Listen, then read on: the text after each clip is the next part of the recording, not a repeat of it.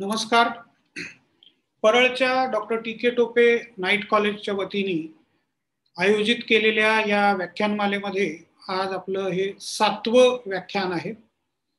गेली 6 व्याख्यानं तुम्ही सगळे सहभागी झालात, तसेच आजही आपण सगळे सहभागी होणार आहोत. आजचं व्याख्यान आहे ते स्वातंत्र्यवीर सावरकरांचा हिंदू राष्ट्रवाद याच्या संबंधाने आहे. आजच्या आपल्या वक्त्या प्राध्यापिका चैत्रा रेडकर या इथे उपस्थित आहेत. मी महाविद्यालयाच्या वतीने त्यांचं स्वागत करतो, प्राचार्यांच्या वतीने त्यांचं स्वागत करतो. सावरकरांचा विचार, सावरकरांचा हिंदू राष्ट्रवाद, सावरकर म्हटलं की आपल्याला सुरुवातीला आठवतं अगदी ते 1857चे स्वातंत्र्य समर हे त्यांचं पुस्तक. म्हणजे तिथपासून त्यांनी भारतामध्ये राष्ट्रवादाची उभारणी करण्याला सुरुवात केली. इटलीच्या मॅझिनीचा प्रभाव त्यांच्यावरती होता. रॅशनॅलिझम हे त्यांची आवडती गोष्ट होती. विज्ञाननिष्ठ निबंध हे समग्र सावरकर वाङ्मय जर तुम्ही पाहिलं तर त्याच्यामध्ये हाही एक भाग आहे. पुष्कळ लिखाण असं केलेलं आहे की आजही ते पचायला जड जावं अशा प्रकारचं लिखाणही त्यांनी मांडलेलं आहे. त्यांचा एक विशिष्ट विचार होता, त्यांचा राष्ट्रवाद एका विशिष्ट प्रकारचा होता. त्याच्याविषयी सविस्तर मॅडम आपल्याला सांगतीलच. त्याच्या आधी मॅडमचा परिचय करून देण्यासाठी मी आपल्या गुहागरच्या खरेढेरे महाविद्यालयाचे प्राध्यापक श्री विराज महाजन यांना विनंती करतो की त्यांनी रेडकर मॅडमचा परिचय करून द्यावा. टी के टोपे रात्र महाविद्यालय यांच्या विद्यमानं आज सावरकरांचा हिंदू राष्ट्रवाद या विषयावरती बोलण्यासाठी आपल्यामध्ये डॉक्टर चैत्रा रेडकर या उपस्थित आहेत आणि त्यांचा परिचय करून देण्याची जबाबदारी जी आहे ती माझ्यावरती सोपवलेली आहे. डॉक्टर चैत्रा रेडकर या Indian institute of science education and research Pune इथे उपविभाग प्रमुख म्हणून कार्यरत आहेत आणि त्या सध्या असोसिएट प्रोफेसर म्हणून पदावरती काम करत आहे. गेली 21 वर्ष त्यांनी SNDT विद्यापीठामध्ये अध्ययनाचं आणि अध्यापनाचं काम केलेलं आहे. Political modern Indian political thought आणि सोशल मुवमेंट्स हे त्यांच्या संशोधनाचे मुख्य विषय साधारणतः राहिलेले आहेत, आवडीचे आपण ज्याला म्हणतो ते. एकंदरीत चैत्रा रेडकर यांची ओळख करून द्यायची म्हणजे मी एक तर त्यांचा वर्गमित्र आहे आणि सगळ्यात महत्वाचं म्हणजे मला जे जाणवलं त्यांच्या सहवासात राहत असताना ते म्हणजे प्रचंड अशी बुद्धिमत्ता, व्यासंग आणि वाचन यांचं संमिश्र असं जे काही मिश्रण आहे ते त्यांच्यामध्ये साधारणतः आहे आणि त्याचंच प्रतिबिंब जे आहे ते त्यांच्या कार्यातून आजपर्यंत उमटलेलं आपल्याला साधारणतः दिसेल. आजपर्यंत त्यांनी साने गुरुजी व्यक्ती आणि विचार हे पुस्तक जे प्रकाशित झालं त्यांचं, त्याच्या 3 आवृत्त्या आजपर्यंत प्रकाशित झालेल्या आहेत आणि Gandhian engagement with capital perspective of JC Kumarappa हे सेज पब्लिकेशननं 2019 मध्ये जे पुस्तक प्रकाशित केलं त्यांचं, त्याच्या सुद्धा आवृत्त्या भारतभर जशा प्रकाशित होत आहेत तसंच आंतरराष्ट्रीय स्तरावरती सुद्धा त्या प्रकाशित होत असलेल्या आपल्याला साधारणतः दिसतील. एकंदरीत गांधीवादी विचारसरणीकडे चैत्रा रेडकर यांचा कल असलेला आपल्याला साधारणतः दिसतो आणि आजपर्यंत त्यांनी साने गुरुजींवरती 2 पुस्तकं लिहिलेली आहेत. डॉक्टर अशोक चौसाळकर यांनी जे पुस्तक प्रकाशित केलं होतं nation, state and civil society in western India, या पुस्तकामध्ये state and civil society in the thought of Gopal Krishna Agarkar नावाचं प्रकरण जे आहे ते डॉक्टर चैत्रा यांनी लिहिलेलं होतं. याच्याबरोबरच समाजवादी परिवारातील संघटना, त्याच्यानंतर प्रकाश बाळ यांनीच संपादित केलेलं भारतीय राजकीय व्यवस्था नावाचा जो ग्रंथ होता, त्याच्यामध्ये भारतीय राजकीय व्यवस्थेची वाटचाल या विषयावरती त्यांनी लेखन केलेलं आहे. अनेक जर्नल्स, पिरियॉडिकल्स किंवा न्यूजपेपर्स मधनं त्यांचं लिखाण आजपर्यंत पब्लिश झालेलं आहे. विशेषतः मराठीमध्ये सत्याग्रही, लोकमत, आंदोलन, परिवर्तनाचा वाटसरू अशा वेगवेगळ्या साप्ताहिकांमधनं आणि नियतकालिकांमधनं त्यांचं काम प्रसिद्ध झालेलं आहे. केवळ संशोधकीय दृष्टिकोनातूनच त्यांनी काम केलं असंही नाही. आपल्या विषयाची बांधिलकी आहे आणि ती बांधिलकी आपण जपली पाहिजे, हा जो सुमंत सरांचा विचार होता, तो विचार त्यांनी आपल्या कार्यातून पुढे नेलेला आहे. आणि त्यामुळेच अनेक टेक्स्टबुक सुद्धा त्यांची प्रकाशित झालेली आहे. विशेषतः सातवीचं नागरिक शास्त्राचं पुस्तक अवर कॉन्स्टिट्यूशन नावाचं बालभारतीनं मे 2008 मध्ये पब्लिश केलेलं होतं. त्याच्याशिवाय नागरिक शास्त्राचंच 10वीच्या पुस्तकाच्या त्या सहलेखिका होत्या.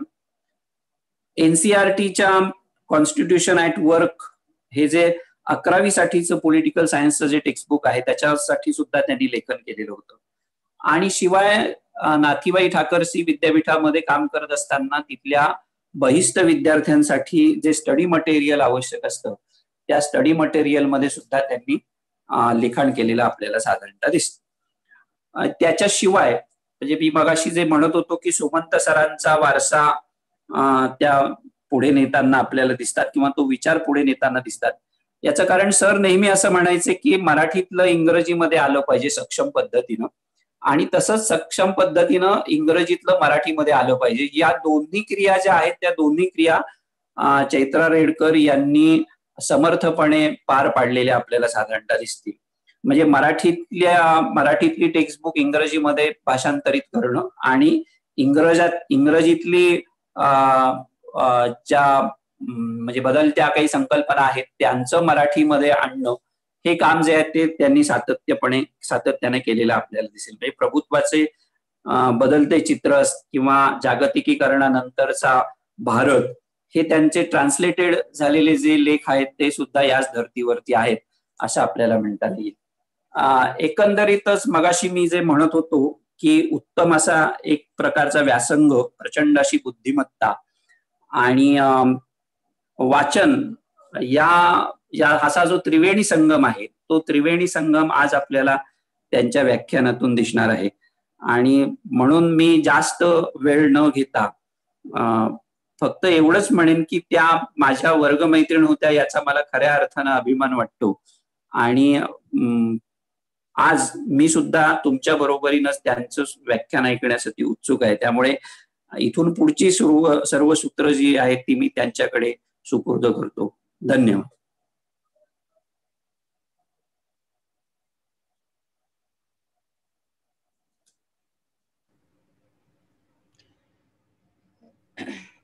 थँक्यू. इथं मला बोलवल्याबद्दल प्राध्यापक शुभराज बुवा यांचे मनापासून आभार मानते. तसंच आता माझा विस्तृत असा परिचय करून दिला ते माझे वर्गमित्र विराज महाजन यांचे मनापासून आभार मानते. कार्यक्रमांच्या ठिकाणी परिचय हे होत असतात, पण आपले मित्र ज्या वेळेला अतिशय आस्थेनी आपला परिचय करून देतात, प्रेमाने परिचय करून देतात, तेव्हा असं मुठभर मास अंगावर चढल्यासारखं होतं खूप. आणि सर हा आम्हाला सगळ्यांना जोडणारा एक धागा आहे, त्याच्यामुळे त्यांची आठवण अशा वेळेला अतिशय हळवी करून जाणारी अशी ही असते. हा जो काही उपक्रम इथं सुरू केलेला आहे तोही पुन्हा जो विचार मगाशी प्राध्यापक महाजन यांनी सांगितला त्या उत्तम अशी सोर्सेस मराठीत ट्रान्सलेट करून द्यावीत, मराठीत ती उपलब्ध असावीत. आणि फक्त अनुवादाच्या माध्यमातूनच नव्हे तर सकस असं लेखन हे मराठीमध्येही लिहिलं जावं आणि इंग्रजीमध्येही केलं जावं, अशा पद्धतीची शिकवण ही आम्हाला सुमन सरांकडनं मिळाली. आणि मोठ्या प्रमाणामध्ये पुणे विद्यापीठाच्या डिपार्टमेंटमध्ये ज्या डिपार्टमेंटमध्ये आम्ही शिकलो आणि त्याचा जो काही एक वारसा आहे, त्या वारसामध्ये हा भाग हा कायम मांडला गेला, सांगितला गेला आणि अनेकांनी तो त्यांच्या स्वतःच्या करिअरच्या बाबतीमध्ये पाळलेलाही आपल्याला पाहायला मिळतो. त्याच्यामुळे जे काम करायचंय ते सकस करायचं. भाषा कोणती तुम्ही वापरता आणि त्याच्यातनं त्या लेखनाची किंवा त्या मांडणीची गुणवत्ता ठरली जाऊ नये, हा एक धागा घेऊन आम्ही आमची सगळ्यांची करिअर्स ही सुरू झाली आणि तोच विचार आम्ही आमच्या विद्यार्थ्यांपर्यंत पोहोचवण्याचाही प्रयत्न करत असतो. ही जी व्याख्यानमाला आहे ही या धाग्याशी जोडणारी मला यासाठी वाटते की हा एक माझा अतिशय कन्सर्नचा आणि असा भाग आहे की आपल्याकडे आता तर आपण कंपल्शन पोटी ऑनलाईन शिक्षणाकडे वळलेलो आहोत, पण एकूणच गेल्या 8-10 वर्षामध्ये ऑनलाईन शिक्षण प्रमोट करण्याच्या दृष्टीने शैक्षणिक धोरणं ही राबवली जात आहेत. मात्र आपल्याला तिथं असं दिसतं की ज्या प्रमाणामध्ये इंग्रजीमध्ये वेगवेगळे रिसोर्सेस अवेलेबल आहेत, अगदी NMEICT जे आहे, national mission for education through information technology, आणि त्यांच्या माध्यमातून स्वयं असेल किंवा तत्सम जे काही वेगवेगळे प्लॅटफॉर्म्स आहेत, या सगळ्या प्लॅटफॉर्म्सवरती इंग्रजीमध्ये विपुल प्रमाणामध्ये व्हिडिओ आहेत, ऑडिओज आहेत, इतर टेक्स्ट कंटेंट आहे. पण मराठीमध्ये अशा पद्धतीचं विपुल साहित्य हे उपलब्ध नाही. आणि ते अशा पद्धतीने नागरी समाजाच्या पातळीवरती जे काही उपक्रम होतात त्यातून किंवा वेगवेगळे महाविद्यालयांनी पुढाकार घेऊनच असं मटेरियल हे जनरेट होऊ शकतं. आणि विशेषतः ज्या पद्धतीने प्राध्यापक बुवा यांनी ते यूट्यूबवरती अपलोड केलेला आहे, त्याचा निश्चितच उपयोग असा होईल की आत्ता या क्षणी जरी कोणी ते बघू शकत नसलं तरी विद्यार्थ्यांना, आणि फक्त मुंबईतल्या किंवा टोपे महाविद्यालयाच्याच विद्यार्थ्यांना नव्हे तर महाराष्ट्रभरामध्ये जे कोणी मराठी माध्यमातून शिकतायत त्या सगळ्यांना ही साधनं उपलब्ध होतील. आणि या दृष्टीने हा उपक्रम मला फार महत्त्वाचा वाटतो. गेल्या वर्षी त्यांनी पाश्चात्य विचारवंतांच्या संदर्भामध्ये अशी व्याख्यानमाला आयोजित केलेली होती आणि यावर्षी भारतीय विचारवंतांच्या संदर्भातली ही व्याख्यानमाला आयोजित केलेली आहे. हा जो विषय आज मी निवडलेला आहे आणि गेल्या 5-6 दिवसांमध्ये जे वेगवेगळी व्याख्यानं या व्याख्यानमालेमध्ये झाली, ते सगळे विचारवंत हे भारतीय विचारवंत ह्या मुंबई विद्यापीठाच्या अभ्यासक्रमामधल्या एका पेपरमध्ये असलेले असे हे विचारवंत आहेत. मी स्वतः सध्या मुंबई विद्यापीठाच्या काही ऑटोनॉमस कॉलेजेसच्या बोर्ड ऑफ स्टडीजवरती काम करते आणि तिथं मला हा पेपर पहिल्यांदा पाहायला मिळाला आणि मला हा अतिशय आवडलेला असा पेपर आहे. ज्यावेळेला मी प्राध्यापक बुवांशी या संदर्भात बोलत होते तेव्हा माझं असं एक याबद्दलचं म्हणणं होतं, आणि तुम्ही ज्यांनी सगळ्यांनी सिलेबस पाहिलाय त्यांच्या हे ध्यानात येईल की हे विचारवंत असे सुटे दिलेले नाहीयेत. म्हणजे जनरली आपण ज्यावेळेला भारतीय विचारवंतांचा कोणताही पेपर इतर कोणत्याही विद्यापीठांमध्ये पाहतो तेव्हा साधारणपणे राजाराम मोहन रॉयांपासनं ते बरेचदा मानवेंद्रनाथ रॉयांपर्यंत किंवा लोहिया काही ठिकाणी शिकवले जातात, जयप्रकाश नारायणांचा विचार काही ठिकाणी शिकवला जातो. पण साधारणपणे 19व्या आणि 20व्या शतकामधलं जे प्रमुख राजकीय चिंतन आपल्याला दिसतं त्या वेगवेगळ्या राजकीय विचारवंतांचा समावेश हा या अभ्यासक्रमांमध्ये झालेला आपल्याला पाहायला मिळतो. इव्हन UGCने जे मॉडेल करिक्युलम दिलं होतं त्यातही अशाच पद्धतीचा हा अभ्यासक्रम दिलेला होता.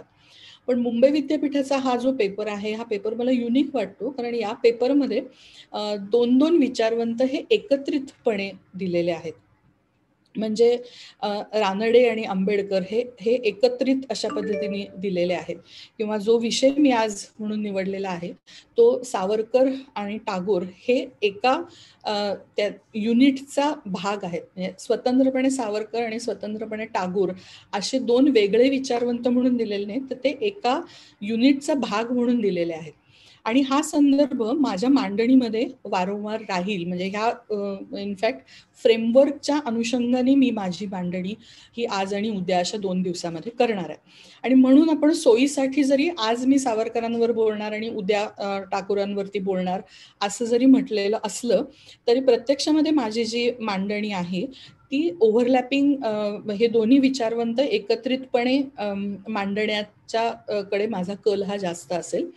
दुसरी गोष्ट, ज्या एका चौकटीमध्ये, ज्या एका फ्रेमवर्कमध्ये या दोन्ही विचारवंतांचा विचार करणं अभिप्रेत आहे असं माझा जो समज आहे किंवा माझं जे आकलन आहे या सिलेबसच्या संदर्भामध्ये, त्या राष्ट्रवादाच्या परिप्रेक्ष्याच्या संदर्भामध्ये सुद्धा मी बोलणार आहे. किंबहुना तिथूनच माझी सुरुवात होईल आणि मग पुढे जाऊन त्या परिप्रेक्ष्याच्या अनुषंगाने या दोघांकडे कशा पद्धतीने पाहायचं याच्याबद्दल मी बोलेन, काही आज आणि काही उद्या अशा पद्धतीने बोलेन.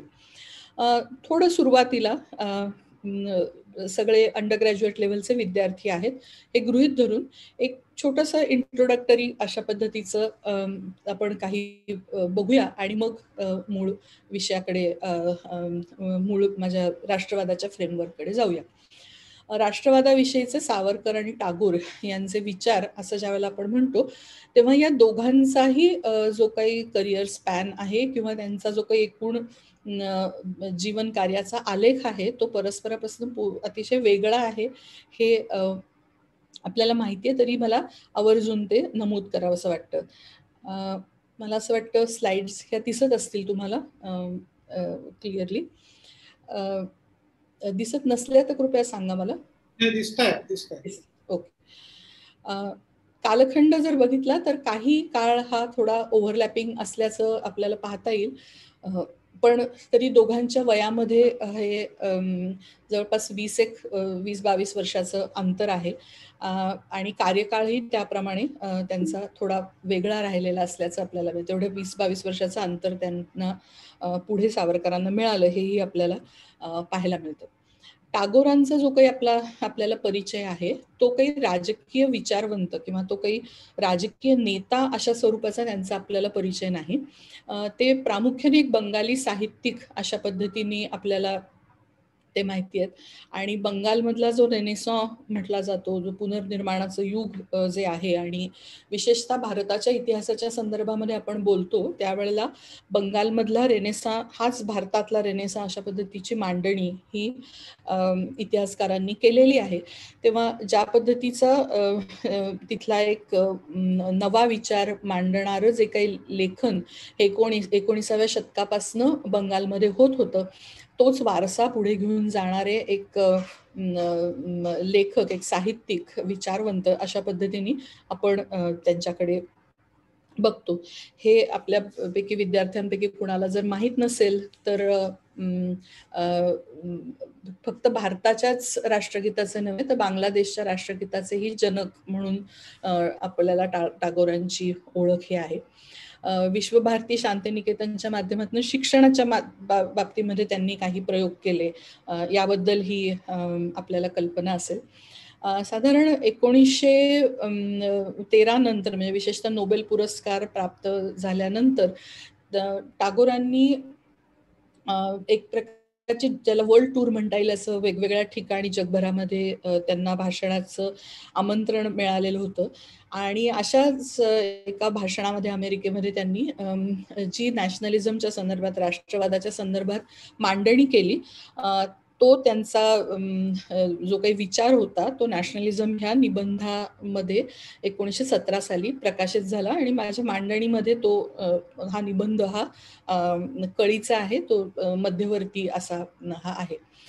त्यांचं राजकीय कार्य असं जर आपण बघायचं झालं तर जालियनवाला बाग हत्याकांडाचा निषेध म्हणून त्यांनी ब्रिटिशांनी दिलेली पदवी परत केली.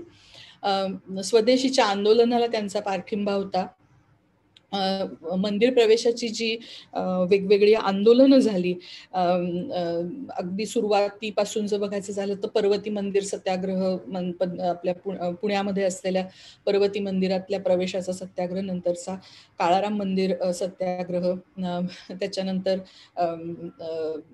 त्याच्या आधी त्याच्या आसपास झालेला हा तो मंदिर प्रवेशाचा जरी नसला सत्याग्रह तरी मंदिराच्या समोरचा रस्ता वापरण्यासाठी म्हणून झालेला सत्याग्रह, नंतर गुरुवायूर मंदिर प्रवेशाचा सत्याग्रह, असे जे वेगवेगळे मंदिर प्रवेशाचे सत्याग्रह हे अस्पृश्यता निर्मूलनाचा भाग म्हणून जे त्या काळामध्ये होत होते, त्यापैकी गुरुवायूर मंदिराच्या संदर्भामध्ये जे काही विचार मांडले जात होते त्याच्यामध्ये गुरुवायूर मंदिराच्या प्रवेशाला पाठिंबा देण्याचं काम टागोरांनी केलेलं होतं.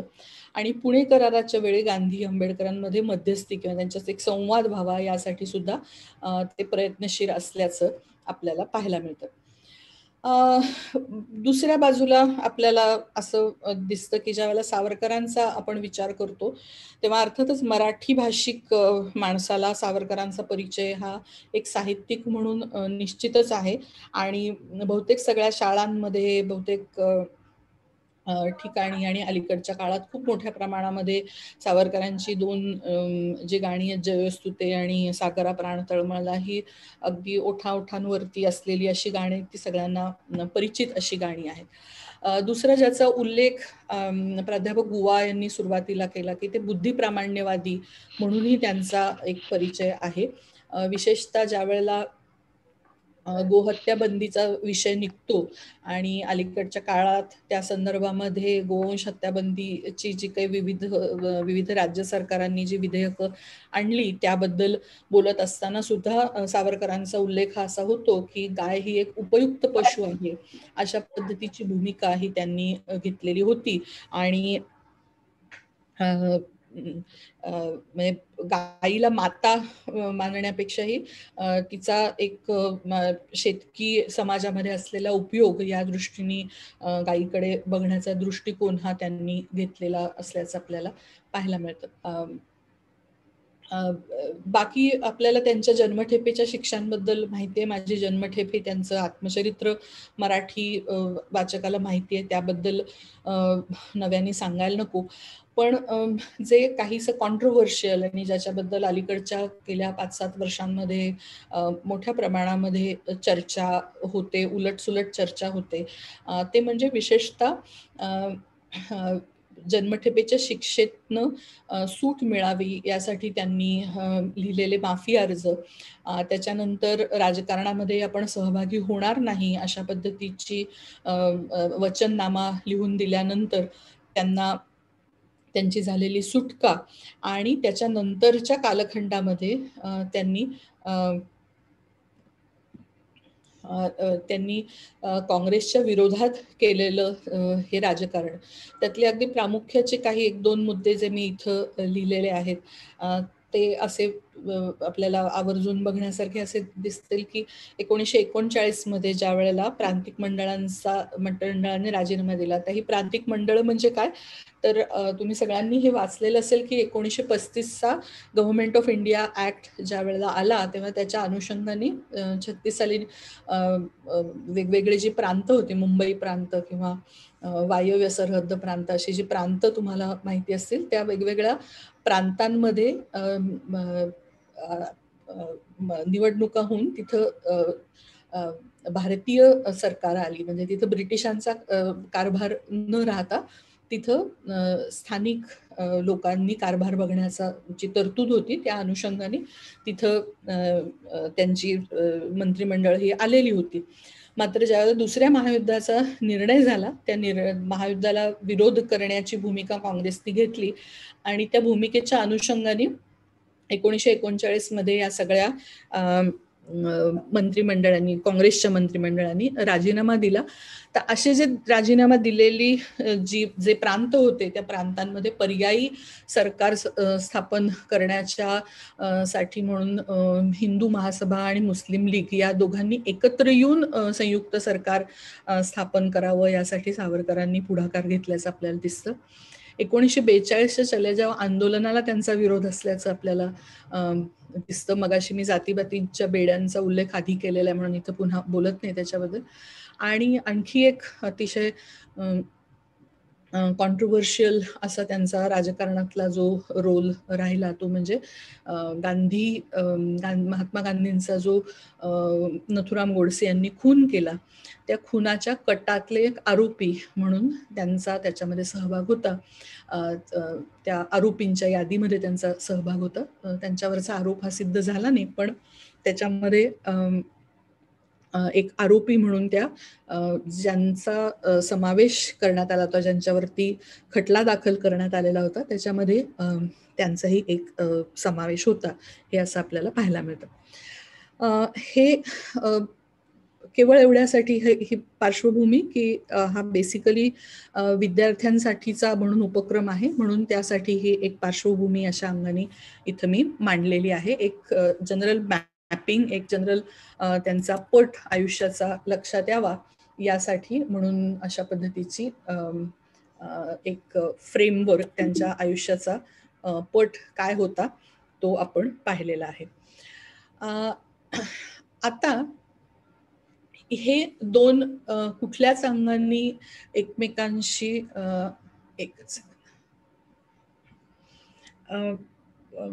एकमेकांशी कुठल्याच अंगाने जोडलेले असे विचारवंत नाहीत हे तर अगदीच आउटवर्डली दिसतंय, अगदी उघड उघड असं दिसतंय.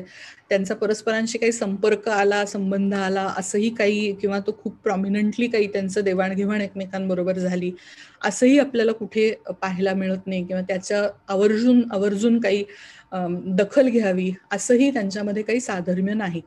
आणि मग असं असताना सुद्धा आपण या दोन्हीचा विचार एकत्रितपणे का करतो आहोत, सिलॅबसमध्ये तो तशा पद्धतीने का मांडलेला आहे आणि राष्ट्रवादाच्या चौकटीमध्ये या दोन्हीचा विचार करण्याची आवश्यकता का आहे, हा आपण प्रश्न प्रामुख्याने आज आणि उद्या चर्चेला घेणार आहोत. आणि या प्रश्नाच्या अनुषंगाने आपण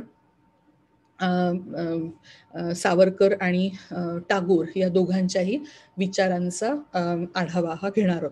पुन्हा इथं नमूद करते की टागोरांनी म्हणजे जे आपण त्यांचं सेंट्रल टेक्स्ट असं म्हणू की राष्ट्रवादाचे विचार समजून घेण्यासाठी, ते टागोरांचं टेक्स्ट मगाशी मी उल्लेख केला ते 1917 मध्ये आलं आणि सावरकरांचं जे हिंदुत्व हे सेंट्रल टेक्स्ट मांडलं तर ते नंतर आलेलं आहे. ते त्यांच्या रत्नागिरीच्या नजरकैदेच्या काळामध्ये त्यांनी लिहिलेलं ते टेक्स्ट आहे.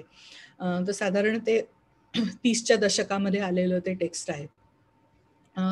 असं असलं तरी मी टागोरांची चर्चा ही नंतर करणार आहे आणि सावरकरांची चर्चा ही आधी करणार आहे. त्याचंही सिग्निफिकन्स काय हे बोलण्याच्या ओघामध्ये आपल्या लक्षात येईल. ही पहिला म्हणजे माझ्या मांडणीतला हा पहिला भाग होता की ज्याच्यामध्ये मी आता साधारण दोघांच्या जीवनपटाचा एक धावता आढावा घेऊन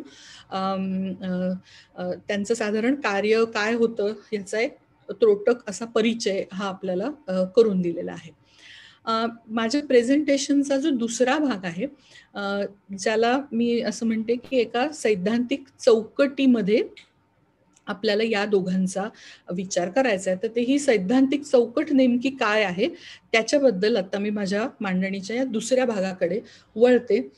इथं मला थोडंसं तुम्ही क्षमा करा की माझ्याकडे आत्ता ज्या स्लाइड्स आहेत त्या इंग्रजीमध्ये आहेत. त्या मी बोलणार मराठीतच आहे पण स्लाइड्स ज्या आहेत त्या इंग्रजीत आहेत. आणि त्याचं थोडंसं कारण असं आहे की माझा कॉम्प्युटर फारसा मला साथ देत नसल्यामुळे मी अतिशय वेळ लावून ती मगाशी स्लाइड जी होती ती केलेली होती, पण ह्याच्यामध्ये मात्र मला ती करण्याला तेवढा वेळ हा झाला नाही मराठीमध्ये ते सगळं करायला दुसऱ्या कॉम्प्युटरवर बसून. त्याच्यामुळे ही जी स्लाइड आहे ही तुम्हाला इंग्रजीमध्ये बघायला मिळेल आणि माझं मांडणी मात्र मी मराठीमधनं बोलते.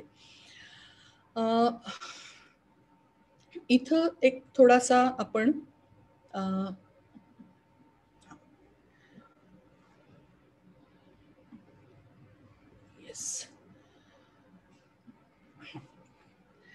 इथं आपण राष्ट्र या संकल्पनेकडे बघूया. ह्या राष्ट्र नावाच्या एका घटिताचा, राष्ट्र नावाच्या फेनॉमेनाचा उदय कसा झाला याच्या संदर्भातला एक आपण इथं आढावा घेऊया. हे यासाठी आवश्यक आहे कारण ज्या वेळेला आपण राष्ट्रवाद म्हणजे काय असं म्हणतो आणि राष्ट्रवादाच्या संदर्भामध्ये सावरकर, इतर भारतातले विचारवंत, स्वातंत्र्य लढ्याची भूमिका, टागोरांची भूमिका, या सगळ्या गोष्टींची ज्यावेळेला आपण चर्चा करतो त्यावेळेला राष्ट्र नावाचं प्रकरण नेमकं काय आहे आणि ते नेमकं कधी आपल्याला क्षितिजावरती उगवलेलं दिसतं याचा एक ऐतिहासिक आढावा हा घेणं गरजेचं आहे. आता या संदर्भामध्ये वेगवेगळ्या भूमिका आहेत आणि त्यांची चर्चा मी थोड्या वेळाने करणार आहे. विशेषतः भारताच्या बाबतीमध्ये ज्या वेळेला आपण बोलतो त्यावेळेला अशा पद्धतीचा मतप्रवाह हा वारंवार सांगितला जातो की भारत हे एक प्राचीन समाज आहे, प्राचीन सभ्यता आहे, प्राचीन राष्ट्र आहे असं सुद्धा म्हटलं जातं. आणि मग ज्या वेळेला राष्ट्रवादाचा कोणत्याही पद्धतीचा क्रिटिक पुढे येतो किंवा राष्ट्रवादाच्या संदर्भामध्ये ज्या वेळेला अशी भूमिका मांडली जाते की ब्रिटिशांच्या आगमनानंतर इथं राष्ट्रवादी चळवळ ही उभी राहिली, तेव्हा त्याचा काही जण प्रतिवाद हे करत असलेले आपल्याला पाहायला मिळतात. पण म्हणून आपल्याला राष्ट्र म्हणजे नेमकं काय आणि राष्ट्र नावाच्या या घटिताला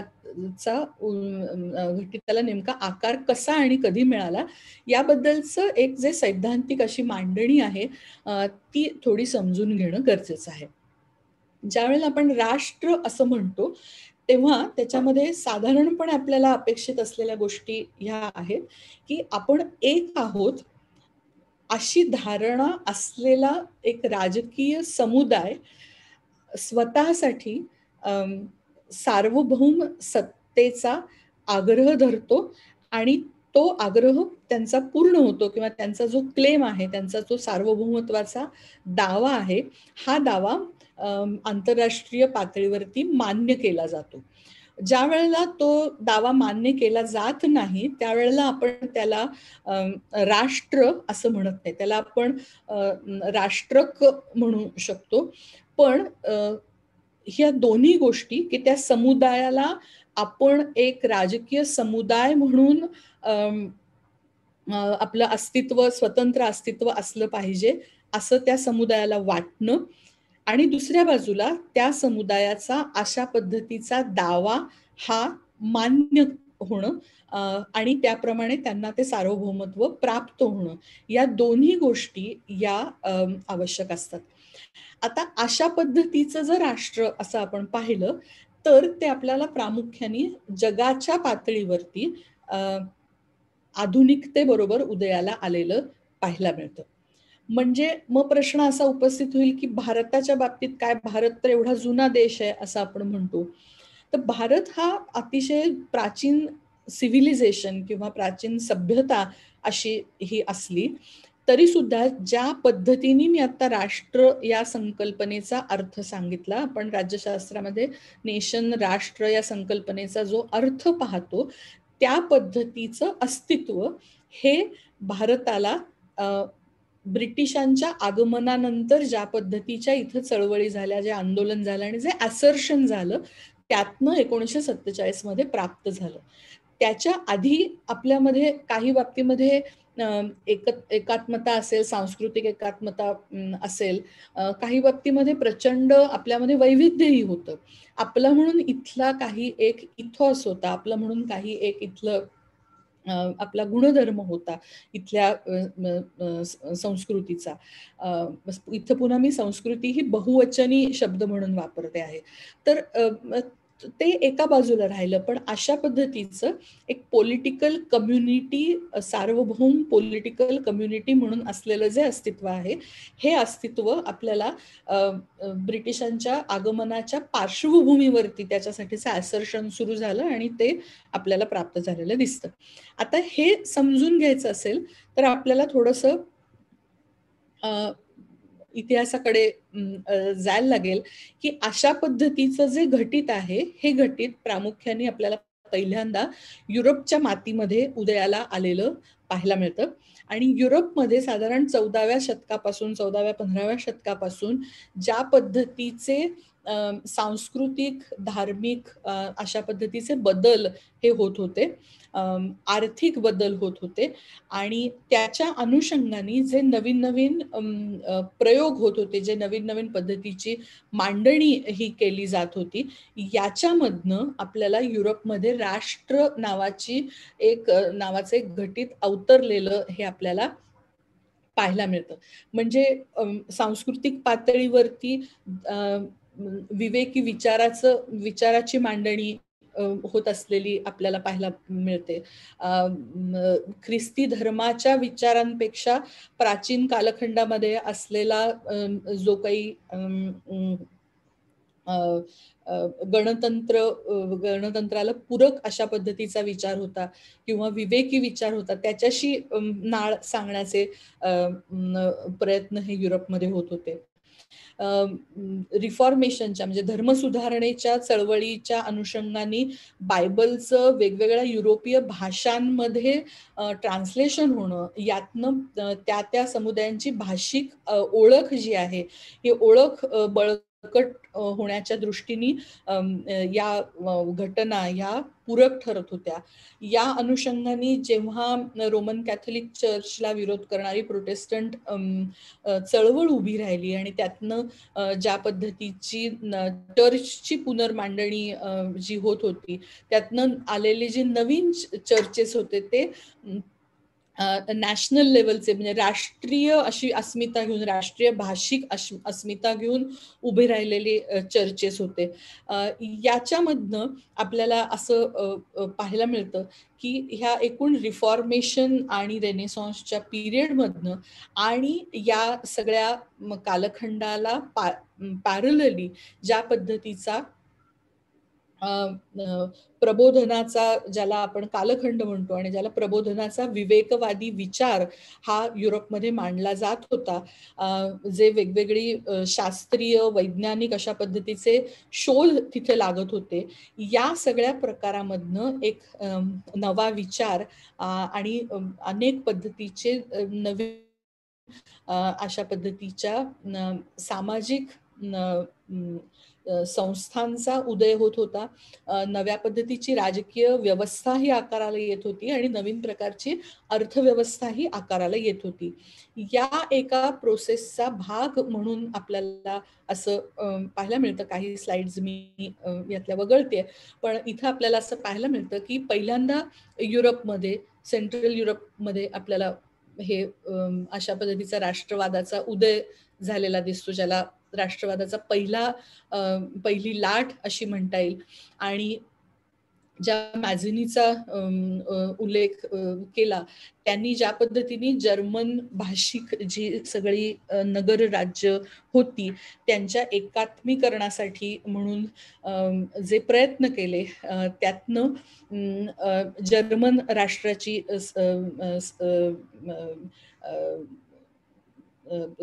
स्थापना झाली. मॅझिनी आणि गॅरिबाल्डी यांचा आपण जर्मनी आणि इटलीच्या संदर्भामध्ये उल्लेख हा करत असतो.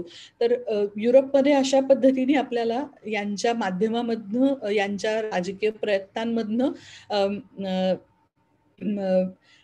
ज्या पद्धतीचे प्रवाह हे सांस्कृतिक पातळीवरती होते आधीपासनं, अगदी 14व्या-15व्या शतकापासनं जे प्रवाह दिसत होते, ते प्रवाह कन्सॉलिडेट करून राष्ट्र राज्य नावाची एक व्यवस्था जी पुढे अस्तित्वात आली, तिच्याकडे वाटचाल करण्याचे प्रयत्न हे इथं सुरू झालेले आपल्याला पाहायला मिळतात. इथं ही जी स्लाइड आहे, या स्लाइडमध्ये कशा पद्धतीने इटली मधली जी वेगवेगळी नगर राज्य होती त्यांच्या कन्सॉलिडेशनला सुरुवात झाली, कशा पद्धतीचं असर्शन्स पुढे आली आणि त्यातनं इटली हे एक राष्ट्र म्हणून कशा पद्धतीने उदयाला आलं हे ग्राफिकली इथं दाखवलं. तुम्ही त्या स्लाइडकडे जर बघितलं तर तिथं मुवमेंट तुम्हाला दिसेल की कोणत्या, आणि वरती त्या स्लाइडमध्ये तुम्हाला वर्ष बदलताना दिसेल की कोणत्या साली तिथं काय घडलं आणि त्यातनं इटलीमध्ये काय घडलं, पुढे फ्रान्सच्या संदर्भामध्ये कोणते बदल झालेले आपल्याला पाहायला मिळतील. हे मी फार ह्याच्यामध्ये तपशीलवार जात नाही कारण हा काही आपला कन्सर्नचा भाग नाही आहे. पण ही स्लाइड आणि ह्या इतर स्लाइड्स दाखवण्याचा हेतू हा की या सगळ्या प्रोसेसकडे ज्यावेळेला आपण पाहतो तेव्हा आपल्याला एक गोष्ट जी प्रामुख्याने लक्षात येते ती ही की वेगवेगळी जी भाषिक अशा पद्धतीचे जे समूह आहेत, जे मध्ययुगामध्ये विभाजलेले होते, जे वेगवेगळी नगर राज्य स्वरूपामध्ये ते अस्तित्वात होते, त्या भाषिक समुदायांना एक ओळख मिळाली की आपण एक भाषा बोलतो म्हणून आपण एक आहोत, आपण एकत्र राजकीय दृष्ट्या आपण एकत्र आलं पाहिजे. या पद्धतीचे सांस्कृतिक धार्मिक हे जे काही बदल घडत होते, सांस्कृतिक यासाठी की जे साहित्य भाषिक त्या भाषेमध्ये निर्माण होतं, म्हणजे फक्त त्या भाषेत ते लिहिलं जात होतं अशातला भाग नाही, तर जर्मनीमध्ये उदाहरणार्थ जर्मन मधली जी लोकगीतं आहेत, जर्मन भाषेतली जी लोकगीतं आहेत ती एकत्र करून त्यातनं एक जर्मन नावाचा काहीतरी एक सांस्कृतिक इथॉस आहे, सांस्कृतिक संचित आहे, अशा पद्धतीची मांडणी ही या काळामध्ये घडत होती. तेव्हा भाषिक अंगाने आपण एक असल्यामुळे सांस्कृतिक दृष्ट्या सुद्धा आपण एक आहोत या पद्धतीच्या जाणीवा या युरोपमध्ये आधुनिकतेबरोबर विकसित होत गेल्या आणि त्याच्यामधनं आपल्याला युरोपमध्ये राष्ट्रराज्य अस्तित्वात आलेलं आपल्याला पाहायला मिळतं. याच्यातनं राष्ट्रराज्य व्यवस्था नावाची गोष्ट ही अस्तित्वात आली. मी त्याच्या पुढचा जो भाग आहे तो तुम्ही आंतरराष्ट्रीय राजकारणाचा अभ्यास कराल, त्याच्यामधनं तुम्ही समजून घ्या की काय काय घडलं आणि युरोपमध्ये कोणत्या टप्प्यावरती आत्ता ज्या स्वरूपामध्ये राष्ट्रराज्य व्यवस्था ही अस्तित्वात आहे त्या स्वरूपामध्ये ती तिथं अस्तित्वात आली. हे आंतरराष्ट्रीय राजकारणाच्या अभ्यासामधनं त्याचा तपशीलवार इतिहास तुम्ही बघावा अशी माझं तुम्हाला सजेशन आहे आणि त्याचा संबंध हा इथं निश्चितच आहे.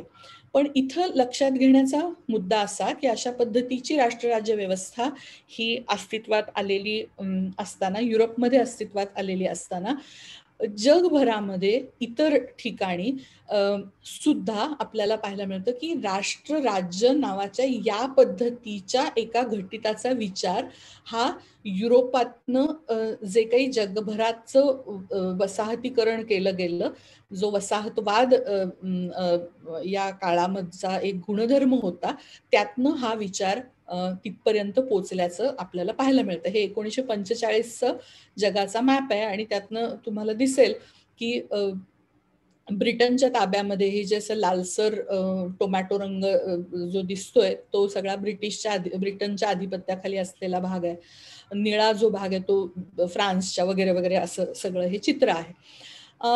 त्याच्यामुळे फक्त त्या भूप्रदेशावरती राजकीय नियंत्रण या युरोपीय सत्तांचं गेलं असं नाही, तर राष्ट्रवादाचा हा विचार किंवा राष्ट्र नावाची ही संकल्पना जी आहे, ही संकल्पना ही या वसाहतवादामधनं तिथं गेलेली आपल्याला पाहायला मिळते. आणि मग वसाहतवादाच्या विरोधामध्ये ज्या काही राष्ट्रवादी चळवळी ह्या उभ्या राहिल्या त्याच्यामधनं आपल्याला बिगर युरोपीय प्रदेशांमध्ये सुद्धा राष्ट्रवादाचा उदय झालेलं पाहायला मिळतं. उदय झाल्याचं आपल्याला इथं अनुभवायला येतं. हा साधारणपणे एक मॅप, एक हा जो काही राष्ट्रवाद या विचाराचा जो काही पूर्ण जगभरात जो प्रसार झालेला आहे त्याच्या विषयीचा एक ऐतिहासिक आढावा असा इथं मी घेतलेला आहे.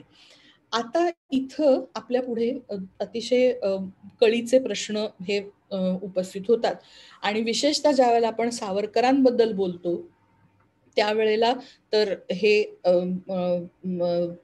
प्रश्न अतिशयच आक्रमक पद्धतीने आपल्या अंगावरती येतील की इथे सरळ सरळ जर असं ह्याचा अर्थ होत असेल की ब्रिटिशांच्या आगमनापूर्वी किंवा वसाहतवादाच्या आधी आपल्याकडे राष्ट्रवाद नव्हताच असं जर कोणी म्हटलं तर ते आपल्याला फारसं आवडणार नाही, ते आपल्याला भावणार नाही. आणि सावरकरांसारख्या राष्ट्रवादी भूमिकेमधनं तर त्याला कडाडून हा विरोध केला जाईल. फॉर दॅट मॅटर मी ज्या वेळेला टागोरांबद्दल बोलेन तेव्हा हा मुद्दा येईल की कदाचित टागोरांना सुद्धा हे मान्य होणार नाही. अर्थात टागोरांना युरोपीय पद्धतीचा राष्ट्रवाद जरी अपेक्षित नसला तरी सुद्धा, म्हणजे काय ते माझ्या पुढच्या मांडणीमधनं मी अधिक स्पष्ट करेन.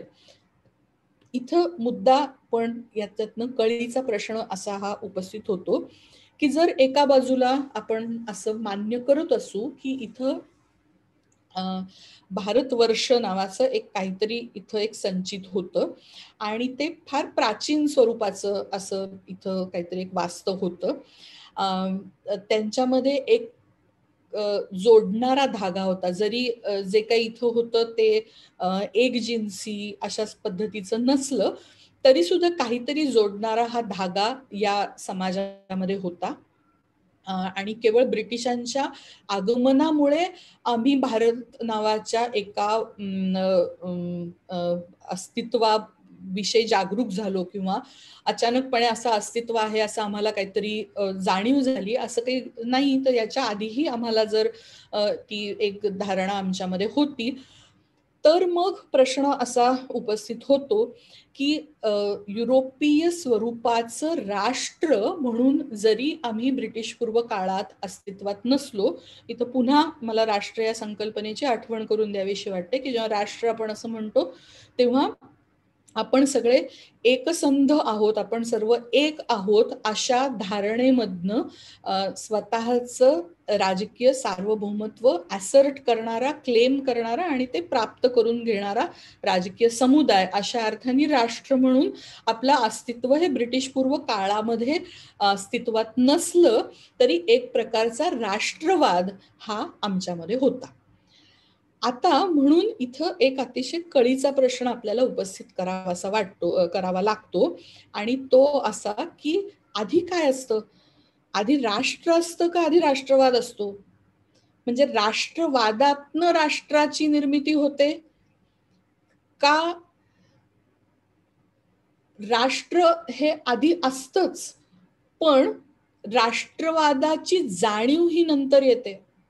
मला असं वाटतं मी म्हणजे पुरेसं हे स्पष्टपणे बोलतेय. पुन्हा ह्या भारताच्या संदर्भामध्ये आपण बोलूया की भारत नावाचं अशा पद्धतीचं एक सार्वभौम राष्ट्र कन्याकुमारीपासनं काश्मीर पर्यंत किंवा अगदी फाळणीपूर्वीचा भारत जर ध्यानात घेतला तर पाकिस्तानातल्या त्या टोकाच्या सीमांपर्यंत जर आपण समजा म्हटलं तर हे सगळं एक एकसंध सार्वभौम अशा पद्धतीचं पॉलिटिकल एक कम्युनिटी म्हणून एक राजकीय समुदाय म्हणून जरी आपण अस्तित्वात नसलो, कारण इथं वेगवेगळे राजे होते, इथं वेगवेगळ्या राजवटी होत्या आणि हा पूर्ण जो भूखंड आहे हा विभाजलेला होता.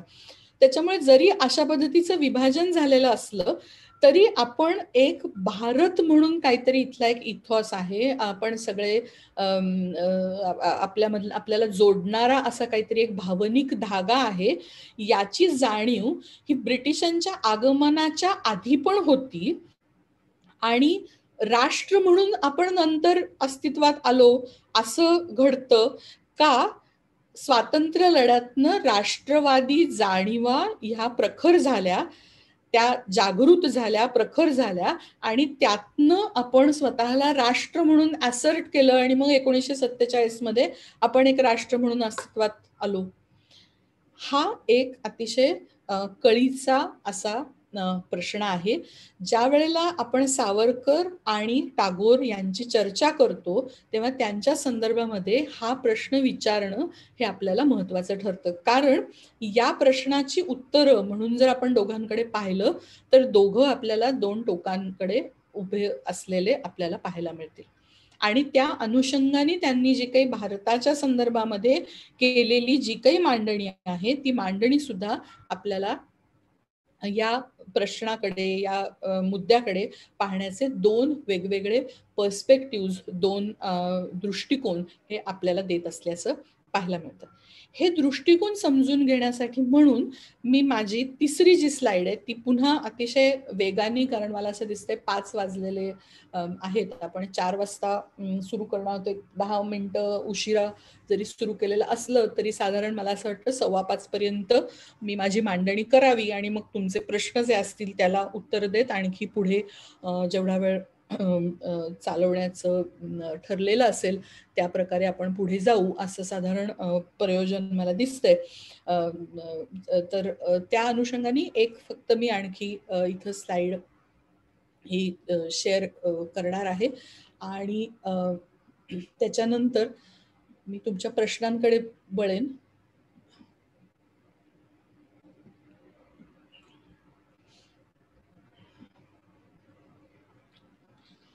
तर हा जो प्रश्न मी आता इथं उपस्थित केला त्याच्या अनुषंगाने ह्या आपण प्रश्नाकडे, या स्लाइडकडे आपण जाऊया की आधी नेमकं काय आलं. What came first, nation or nationalism? राष्ट्र आधी अस्तित्वात होतं आणि मग राष्ट्रवाद आला का राष्ट्रवाद हा आधीपासून होता आणि त्याच्यामुळे त्याच्यातनंच राष्ट्र निर्मिती झाली? इथं आपल्याला असं पाहायला मिळेल की इथं जे सुरुवातीला मी दिलेलं आहे तर त्याच्यामध्ये साधारण ह्याची उत्तर आपल्याला 3 वेगवेगळ्या भूमिकांमधनं मांडली गेलेली असल्याचं हे आपल्याला पाहायला मिळतं. ज्या मॉडर्निस्ट अशा पद्धतीच्या, आधुनिकतावादी अशा ज्या भूमिका आहेत या भूमिकांचं असा दावा आहे की राष्ट्र ही मुळात एक आधुनिक संकल्पना आहे आणि ती या दृष्टीने की मध्ययुगामध्ये ज्या पद्धतीची एक अस्थिरता निर्माण झालेली होती त्या अस्थिरतेमधून बाहेर पडण्यासाठी म्हणून जे काही स्थैर्य अपेक्षित होतं, जे काही बदल होत होते त्या बदलांमध्ये एक इंटिग्रेशनची, एकात्मीकरणाची गरज होती, त्याच्यात एक सुसंगती निर्माण करण्याची जी गरज होती, त्या प्रयत्नांमधनं, मग ते व्यवस्थात्मक पातळीवर असतील किंवा ते सांस्कृतिक सामाजिक संदर्भातले ते प्रयत्न असतील, पण या प्रयत्नांचा ची परिणती ही राष्ट्र निर्मितीमध्ये झाली अशी एक मांडणी ही केली जाते. या मांडणीचे अगदी प्रमुख जे प्रणेते आहेत ते अर्न्स्ट गेलनर आहेत. आणि तुम्ही ज्या वेळेला नॅशनलिझम वरती अधिक तुम्हाला वाचायचं असेल तर गेलनर जे पुस्तक आहे ते जरूर याबद्दल, या संदर्भातलं वाचा, की ज्याच्यामध्ये आधुनिक औद्योगिक समाजामध्ये ज्या पद्धतीचे जे बदल घडत असतात, औद्योगिक समाजामधल्या ज्या पद्धतीच्या गरजा निर्माण होत असतात, म्हणजे वर्कफोर्सच्या गरजा असतील, कामगार श्रमशक्तीच्या गरजा या निर्माण होत असतील, एक पद्धतीची स्थिर अशा पद्धतीच्या भूमीच्या गरजा असतील, एक स्थिर शासनाची अशा पद्धतीची ही आवश्यकता असेल, किंवा या सगळ्या आधुनिकीकरणाच्या प्रक्रियेला पूरक अशा पद्धतीची शिक्षण व्यवस्था निर्मितीची आवश्यकता असेल, तर या पद्धतीचे ज्या वेळेला या पद्धतीच्या गरजा ज्या वेळेला समाजामध्ये निर्माण होतात तेव्हा त्या गरजांची परिणती ही राष्ट्र निर्मितीमध्ये होते असं आपल्याला पाहायला मिळतं. इथं मला आपल्याला रिमाइंड करायचं आहे की भारतातल्या राष्ट्रवादाची जडणघडण अशा पद्धतीची जी काही पुस्तकं आहेत, जी स्टँडर्ड टेक्स्टबुक्स म्हणून वापरली गेलेली आहेत, अशा पद्धतीची जर तुम्ही बघितली तर त्याच्यामध्ये भारताच्या संदर्भात अशाच पद्धतीच्या गोष्टींचा धागा हा शोधला जातो. म्हणजे उदाहरणार्थ भारतामधलं औद्योगिकीकरण कधी सुरू झालं, इथला इंडिजिनस कॅपिटलिस्ट क्लास जो आहे तो कशा पद्धतीने आकाराला येत गेला, काँग्रेसच्या नेतृत्वामधनं किंवा काँग्रेसच्या माध्यमामधनं या पद्धतीचे जे भांडवली हितसंबंध आहेत ते कशा पद्धतीने रिप्रेझेंट व्हायला लागले आणि त्याच्यातनं त्याला पूरक किंवा त्याला पॅरलल अशा पद्धतीची वेगवेगळी राष्ट्रीय आंदोलनं ही कशी घडली या पद्धतीचं अनालिसिस आहे. आपण जरूर गांधींचं जे काही मार्क्सवाद्यांनी केलेलं अनालिसिस आहे ते वाचा. गांधींच्या नेतृत्वाकडे पाहण्याचा हाच एक दृष्टिकोन हा मार्क्सवाद्यांनी बराच काळ जपला आणि अजूनही काही जण त्याच पद्धतीने पाहतात की इथल्या भांडवली हितसंबंधांना पूरक अशा पद्धतीची भूमिका आणि त्यातनं राष्ट्र उभारणीची प्रक्रिया ही इथं कशा पद्धतीने घडली आणि त्याच्यामध्ये काँग्रेस आणि गांधींचा काय रोल होता. म्हणजे गेलनरची ही जी मांडणी आहे की राष्ट्रवाद हे इसेन्शियली एका औद्योगिक समाजाचा एक भाग असतो, औद्योगिक समाजाची गरज आहे आणि त्या गरजेमधनं अशा पद्धतीची वेगवेगळी राजकीय संरचना या आकाराला येत असतात आणि राष्ट्र ही त्याच स्वरूपाची एक संरचना आहे. याच भूमिकेला व्यापक या चौकटीमध्ये जे इतर काही ज्यांना आपण नॅशनलिस्ट स्टडीज असं नॅशनलिझम स्टडीज म्हणू त्याच्यामध्ये ज्यांचं महत्वाचं चार्ल्स स्टिली असेल किंवा अँथनी गिडन्स सारखी जी मंडळी आहेत त्यांनी जे काही लिखाण केलेलं आहे ते याच एका फ्रेमवर्क मध्ये केलेलं आपल्याला पाहायला मिळतं. यातनं मग राष्ट्र जे आकाराला येतं ते मगाशी मी म्हटलं त्या प्रकारे त्याच्यामध्ये एक सार्वभौमत्वाची संकल्पना असते, सेल्फ डिटर्मिनेशनचा स्वायत्ततेचा आग्रह धरणाऱ्या टेंडन्सीज असतात, नागरिकत्वाची संकल्पना आहे. ते पुन्हा आपण लक्षात घेऊया, नागरिकत्व आणि लोक ही दोन म्हणजे जनता आणि नागरिक ह्या दोन वेगवेगळ्या गोष्टी आहेत. लोकशाही अवतरते आणि हे एकूण औद्योगिक समाजाचा भाग म्हणून या गोष्टी घडताना आपल्याला पाहायला मिळतात. मी हा भाग थोडासा टाळणार आहे आणि पुढच्या प्रकाराकडे जाणार आहे. विशेष करून मला या मुद्द्याकडे इथे यायचंय की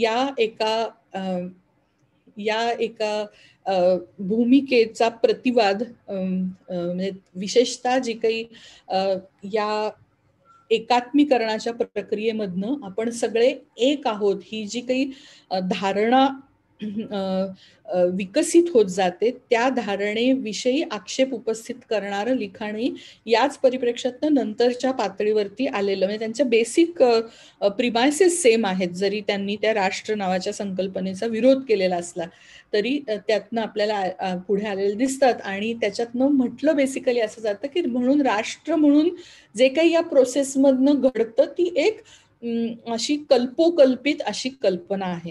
याचं कारण असं की जर्मन राष्ट्र असेल, फ्रेंच राष्ट्र असेल किंवा भारतीय राष्ट्र असेल, ज्यावेळेला आपण हे राष्ट्र म्हणून आपण एक आहोत, आम्ही सगळे एकसंध आहोत असा दावा करत असतो आणि त्या दाव्याच्या आधारे ज्यावेळेला आपण राजकीय सार्वभौमत्वाची मागणी करत असतो त्याचा जर वास्तविक पाया जर आपण पाहिला तर अशा पद्धतीचा एकजिन्सीपणा, अशा पद्धतीचा एकसारखेपणा हा या राजकीय समुदायामध्ये नसतो. ही एक इमॅजिन्ड कम्युनिटी असते. इमॅजिन्ड कम्युनिटी का? कारण आपण एक आपल्या सहअस्तित्वाचं आणि आपल्या एकात्मिक अस्तित्वाचं असं एक केलेलं ते कल्पनारंजन असतं. हे आपल्याला स्वीकारायला कदाचित आवडणार नाही कारण हे कल्पोकल्पित घटित आहे असं म्हटलेलं कोणालाच सोयीचं वाटत नाही किंवा आपल्या राष्ट्रवादी भावनाच दुखवल्यासारखं बरेचदा त्यातनं होतं. पण मुद्दा इथं असा आहे की तुम्ही भारत म्हणून जर बघितला तर इथं इतक्या वेगवेगळ्या भाषा आहेत, इथं इतके वेगवेगळे धर्म आहेत, जाती व्यवस्थेमुळे इतकी विषमता आहे. हे सगळं जे काही आहे ते असलं तरी एक वर्ण असं राष्ट्रवादाचं आपण आवरण, एक कव्हर असं घालून टाकून हे सगळं जणू काही नाहीच आहे आणि आपण सगळे एकसंध आहोत असं जे काही बिंबवण्याचा प्रयत्न राष्ट्रवाद नावाची विचारसरणी जी करत असते, त्याच्यामुळे राष्ट्र ही एक इमॅजिन कम्युनिटी ठरते. आणि भारत असेल किंवा कॅनडा सारखा देश असेल की जो मुळात मल्टीकल्चरल आहे, पाकिस्तानामध्ये सुद्धा वेगवेगळ्या भाषा आहेत आणि भाषेच्या अंगाने उभी राहिलेली संस्कृती ही भिन्न आहे. म्हणून कदाचित आपल्या संदर्भातच हे प्रश्न उपस्थित होतील असं जर वाटत असेल तर तसं नाही. अगदी इंग्लंडचा जर आपण विचार केला म्हणजे किंवा ग्रेट ब्रिटन जे ज्याला म्हटलं जातं त्याचा विचार केला तर तिथं सुद्धा वेल्श संस्कृती ही वेगळी आहे, आयरिश संस्कृती ही वेगळी आहे, स्कॉटिश संस्कृती ही वेगळी आहे. इंग्लंड ज्या वेळेला आपण म्हणतो तेव्हा त्याच एका संस्कृतीचा जास्त दबदबा ह्या इतर संस्कृतींवरती राहतो असंही तिथं घडतं आणि त्याच्यामुळे ह्या वेगवेगळ्या ज्या तिथल्या संस्कृती आहेत त्यांचं ॲसर्शन किंवा ते सुद्धा स्वतःला म्हणजे आपल्याला स्वातंत्र्य हवं यासाठीचे लढे, आयरिश लढे तर आपल्याला, आयर्लंडचा लढा तर आपल्याला माहिती आहे. तेव्हा एक जो छोटासा ब्रिटन देश आहे त्या ब्रिटन देशाच्या अंतर्गत सुद्धा इतक्या प्रचंड प्रमाणाची सांस्कृतिक, भाषिक आणि वेगवेगळ्या प्रकारचं वैविध्य, डायव्हर्सिटी आणि त्याच प्रकारे विषमता ही सुद्धा असलेली दिसते. तर अशा पार्श्वभूमीवरती ज्या वेळेला आपण राष्ट्र नावाच्या संकल्पनेचा विचार करतो तेव्हा ही जी मांडणी आहे, जी बेनेडिक्ट अँडरसन यांनी केलेली मांडणी आहे की बेसिकली राष्ट्र ही एक इमॅजिन्ड कम्युनिटी आहे. आपण असं गृहीत धरतो, आपण असा एक कल्पना विलास करतो की आपण सगळे एक आहोत. प्रत्यक्षामध्ये ही एकतेची जाणीव निर्माण होण्यासाठी आपण एकसारखे आहोत हे बिंबवलं जातं. हा केवळ कल्पना विस्तार हा असतो. प्रत्यक्षामध्ये आपण एकमेकांपासून खूप वेगवेगळे असतो. आपलं अनेक प्रकारचं वैविध्य या एकतेच्या अंतर्गत ते सामावलेलं असतं किंवा बरेचदा ते पुसून त्याच्यावरती हे एकारलेपण, हे एकसारखेपण हे लादलं गेलेलं असतं. तर अशा पद्धतीची एक मांडणी ही केली जाते. याला विरोध करणारी जी दुसरी जी मांडणी आहे ज्याला मी मगाशी ज्याचा उल्लेख केला ती मांडणी की भारताच्या संदर्भात आपण जसं म्हणतो की भारत हे ब्रिटिशांच्या आगमनापूर्वीपासूनच आम्ही भारत नावाचे एक अस्तित्व, एक सह अस्तित्व घेऊन इथं उभं राहिलेलो आहोत. या पद्धतीची जी काही भूमिका मांडली जाते ही भूमिका या भूमिकेला पूरक अशा पद्धतीची सुद्धा सैद्धांतिक मांडणी ही केली जात असल्याचं आपल्याला पाहायला मिळेल आणि ज्याला साधारणपणे प्रायमॉर्डिलिझम किंवा आदिम अशा पद्धतीची सिद्धांत असा म्हटला जातो राष्ट्राचा, की राष्ट्र हे काही आधुनिकतेबरोबर अस्तित्वात आलेलं नाही तर एक प्रकारचा एकमेकांशी जोडणारा धागा हा कायमच अस्तित्वात होता. आणि हे फक्त भारताच्या संदर्भात नाही तर आपल्याला पाहायला मिळेल की एडवर्ड शिल्स सारखी जी मंडळी आहेत हे युरोपमधल्या वेगवेगळ्या राष्ट्रांच्या संदर्भातही हीच मांडणी करतात की राष्ट्र म्हणून ते काही फक्त आधुनिकतेबरोबर 15व्या, 16व्या, 17व्या शतकात काहीतरी बदल घडले आणि मग 18व्या, 19व्या शतकामध्ये राष्ट्रराज्य व्यवस्था अस्तित्वात आली असं काही नाही. तर आमच्यामध्ये पण एकमेकांशी जोडणारे असे काहीतरी आदिम बंध हे आधीपासून होते आणि ते फक्त अदृश्य पातळीवरती होते, पण राष्ट्र हे आधीपासूनच अस्तित्वात आहे अशा पद्धतीची सुद्धा सैद्धांतिक मांडणी केली जाते. आणि ही मांडणी मगाशी जे मी मॉडर्निस्ट थिअरीज सांगितल्या त्या पूर्णपणे नाकारणारी अशा पद्धतीची मांडणी ही राष्ट्रवादाच्या संदर्भात होत असते. तिसरी जो ह्यातला सैद्धांतिक भाग आहे तो असा आहे की तो मला स्वतःला अतिशय इंटरेस्टिंग वाटतो आणि विशेषतः ज्या वेळेला आपण टागोरांची मांडणी समजून घ्यायचा प्रयत्न करतो, त्यावेळेला ही जी तिसऱ्या प्रकारची सैद्धांतिक मांडणी आहे, ही सैद्धांतिक मांडणी ही मला खूप महत्त्वाची वाटते, खूप इंटरेस्टिंग वाटते. आणि याच्यामधली भूमिका ही बेसिकली अशी आहे की एक प्रकारचे आदिम धागे हे असतातच, असं हा सिद्धांतही ते मांडतो, ही भूमिका, ही हा परिप्रेक्ष्यही ही भूमिका स्वीकारतो. पण त्याच्या जोडीला ते असं मात्र आग्रहाने सांगतात की राष्ट्र हेच एक घटित, म्हणजे राष्ट्र ही शेवटी काय एक पॉलिटिकल अरेंजमेंट आहे, एक प्रकारची राजकीय संरचना आहे. या स्वरूपातलीच संरचना कायम अस्तित्वात असते असं नाही, तर ही जी काही राजकीय संरचना आहे, ही राजकीय संरचना काळानुरूप बदलत जाते, ही संरचना वेगवेगळे आकार घेते, ही संस्कृतीला पूरक अशा पद्धतीने ही संरचना आकाराला येत असते. ती नेसेसरीली सगळ्या ठिकाणी एकाच आकारात एकाच पद्धतीने ती घडेल असं नाही. ती काळानुरूपही बदलते आणि ती भौगोलिक पार्श्वभूमी आणि ऐतिहासिक पार्श्वभूमी नुसारही ती वेगवेगळ्या आकारामध्ये उदयाला येत असते किंवा ती आकारली जात असते. या पद्धतीची सैद्धांतिक भूमिका ही हा जो तिसरा परिप्रेक्ष्य मी म्हणते की इथनोसिम्बॉलिझमचा जो काही परिप्रेक्ष्य आहे, याच्यामधनं या पद्धतीची भूमिका ही मांडली जाते.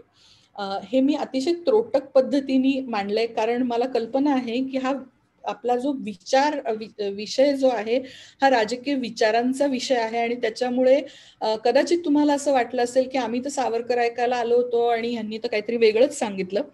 पण इथं थोडीशी मी राजकीय विचार समजून घेण्याच्या संदर्भातली भूमिका स्पष्ट करते. हे का आवश्यक आहे, अशा पद्धतीची आपली सैद्धांतिक ह्यातली नेमकी भूमिका काय आहे, किंवा कोणत्या परिप्रेक्ष्यातनं आपण राजकीय चिंतन समजून घेतो याची चर्चा करणं हे का आवश्यक आहे. कारण अन्यथा मग आपण बरेचदा राजकीय विचाराच्या नावाखाली आपण एकतर राजकीय इतिहास सांगत राहतो किंवा आपण त्या राजकीय विचारवंतांचं चरित्र सांगत राहतो. तर चरित्र आणि त्यांचा एकूण जीवनपट हा यासाठी आपल्याला समजून घेणं आवश्यक आहे की तो आपल्याला फ्रेम पुरवतो की या एका फ्रेममध्ये नेमकं काय काय घडलं, त्यांचा ग्राफ त्यांच्या आयुष्याचा आपल्याला तो देतो, त्याच्यामुळे तो महत्वाचा आहे. पण कोणताही राजकीय विचारवंत हा जसं त्याच्या काळाला अनुरूप काही गोष्टी मांडत असतो, तसं तो कालातीत अशा काही गोष्टी मांडत असतो, ज्या मुद्द्यांच्या आधारे आपण त्याची सैद्धांतिक अशा पद्धतीची मांडणी करू शकतो.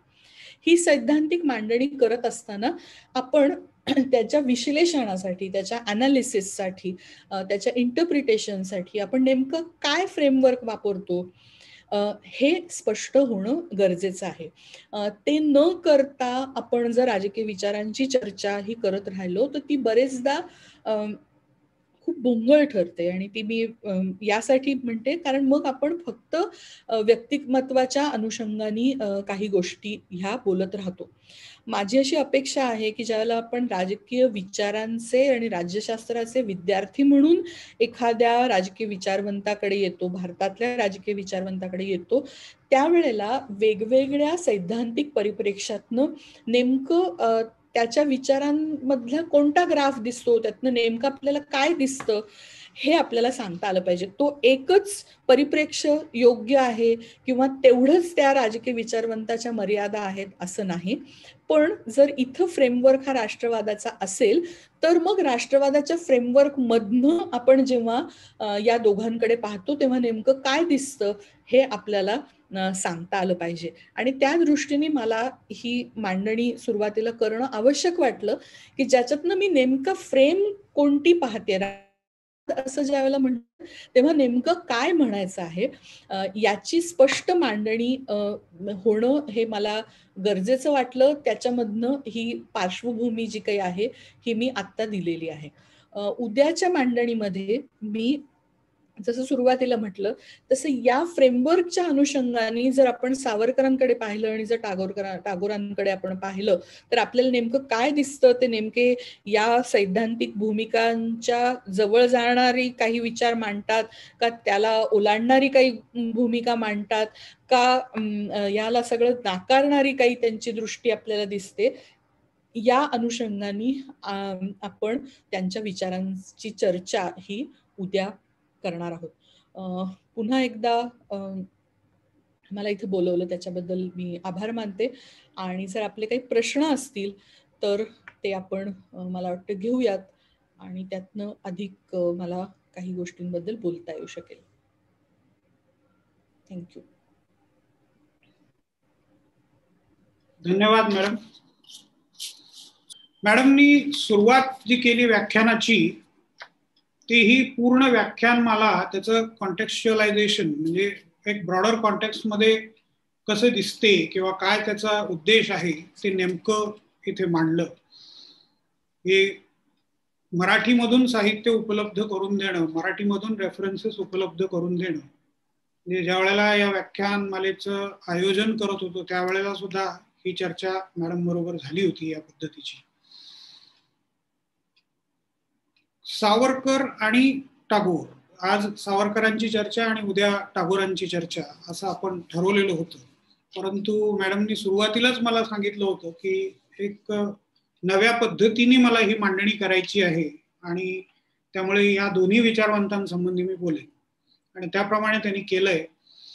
थेरॉटिकल एक फ्रेमवर्क जे आहे नॅशनॅलिझमचं, राष्ट्रवाद म्हणजे काय, राष्ट्र म्हणजे काय, जे पॉलिटिकल सायन्सचे अगदी 11वी पासून विद्यार्थी आहे किंवा ज्यांनी स्वतंत्रपणे वाचन केलेलं आहे त्यांना या संकल्पनेसंबंधी माहिती आहे. मॅडमनी महत्वाचा मुद्दा मांडला की राष्ट्र ही एक इमॅजिन्ड कम्युनिटी आहे.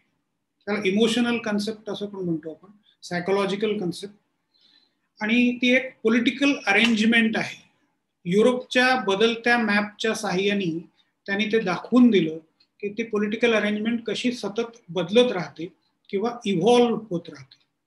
म्हणजे इंग्लंडमध्ये स्कॉटिश नॅशनॅलिझम उभं राहिलेलं तुम्हाला दिसतं. तिथे त्याच्यावरती मतदान पण झालं आणि स्कॉटलंड आज ना उद्या त्याच्यातून बाहेर पडेल हे आता स्पष्ट दिसायला लागलेलं दिसतं. तर हे नवराष्ट्रवाद असं त्यांनी त्याला म्हटलेलं होतं, न्यू नॅशनॅलिझम. सगळीकडे जगामध्ये छोटी छोटी राष्ट्र पुढे उभी राहताना दिसत आहेत, छोटे छोटे गट पुढे येताना दिसत आहेत. तर ते राष्ट्रवादाचं बॅकग्राऊंड मॅडमनी इथे मांडलं आणि मग आता त्याच्या आधारावरती उद्याचं त्यांचं लेक्चर असणार आहे. तर आजच्या सगळ्या चर्चेसंबंधी तुमचे काही प्रश्न असतील तर ते तुम्ही विचारू शकता किंवा चॅट बॉक्समध्ये पण टाकू शकता.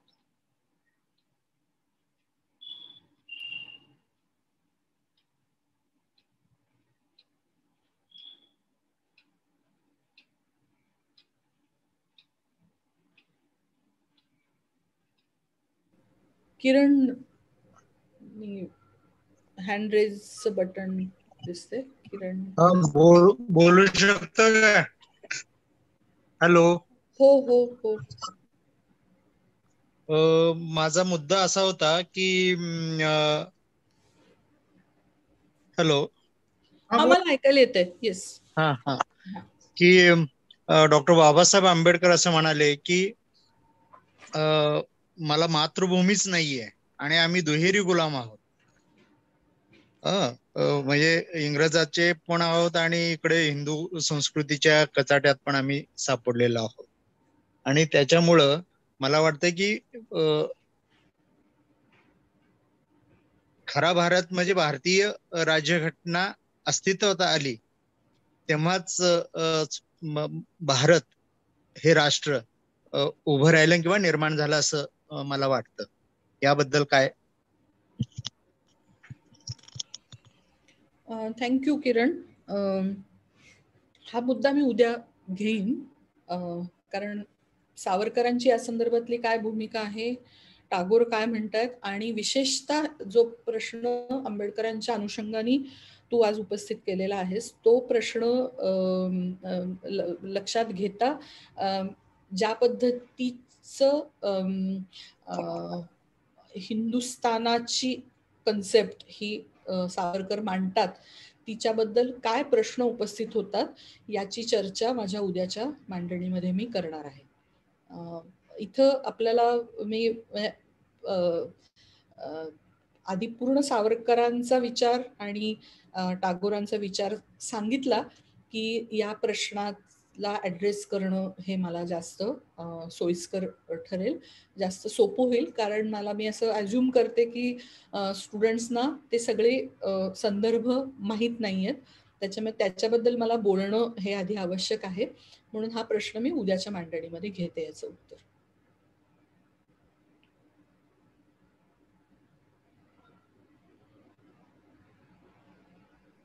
हो चालेल चालेल. Okay okay.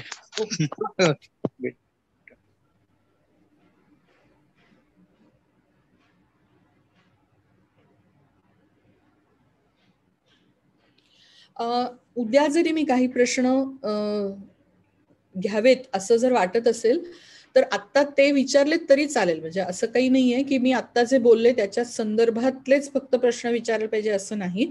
सावरकरांच्या संदर्भात किंवा टागोरांच्या संदर्भात किंवा एकूण या विषयाच्या अनुषंगाने जर काही तुमच्या मनात प्रश्न असले तर मोकळेपणाने विचारा. मी त्याची नोंद ठेवते, म्हणजे मला त्यांचा समावेश करता येईल माझ्या उद्याच्या मांडणीमध्ये.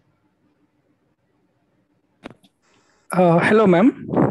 हा, थँक्यू मॅम. मला असंच विचारायचं होतं, पण म्हटलं तशी मांडणी झाली नाही, म्हटलं तसं विचारावं की नाही.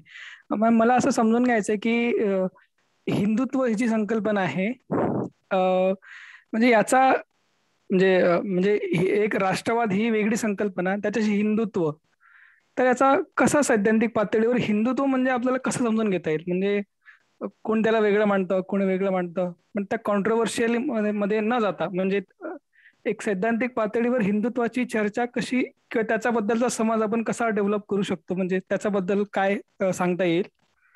आणि मॅम दुसरा असा की ह्या हिंदुत्व ही जी संकल्पना आहे याने नेमकं देशाला आपल्या काय दिलं, म्हणजे आतापर्यंत त्याचं कसं कॉन्ट्रीब्युशन होतं आपल्या देशामध्ये, त्याचा आपल्याला फायदा झाला, तोटा झाला, किंवा एक अभ्यासक म्हणून आपण त्याच्याकडे कसं बघायला पाहिजे हिंदुत्व या संकल्पनेकडे?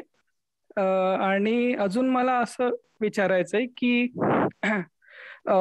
RSS हे जे संघटन आहे यांचा हिंदुत्ववाद आणि सावरकरांनी पण मांडणी तशी केली होती, तर त्याच्यामध्ये कसा काही सैद्धांतिक फरक दिसतो का, आणि तो कसा, हे पण थोडं असं समजून घ्यायचं आहे. हे थोडंसं हिंदुत्व या संकल्पनेभोवती सगळं थोडंसं सैद्धांतिक पातळीवरची कशी त्याचा समज डेव्हलप करता येईल या संदर्भातले प्रश्न आहे माझे. Thank you madam. थँक्यू. चांगले प्रश्न विचारले तुम्ही. उद्या हे इन्क्लूड करते माझ्या, काही त्यातले येणार होते, काही आणखी स्पेसिफिकली एम्फसाइज करते तुमच्या प्रश्नांच्या अनुषंगाने. Okay okay. Thank you ma'am.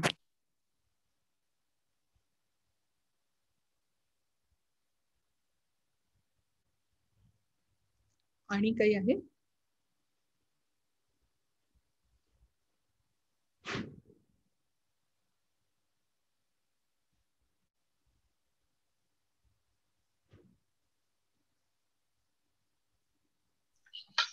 Ma'am. हा शुभांगी.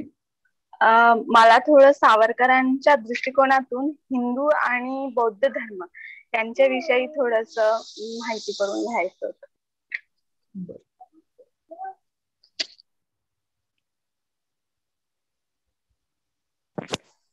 मॅम एक अजून सुटलं असं ऍड करावं असं वाटतं मॅम. हिंदू धर्म म्हणजे हिंदुत्व हे ऍज अन धर्म आणि हे ऍज अन विचारधारा, याच्यात काही वेगळं आहे का? म्हणजे असं पण थोडं सांगता येईल मला वाटतं. ओके.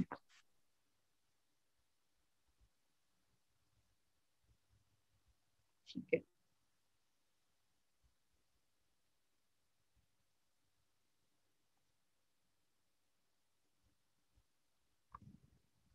ओके.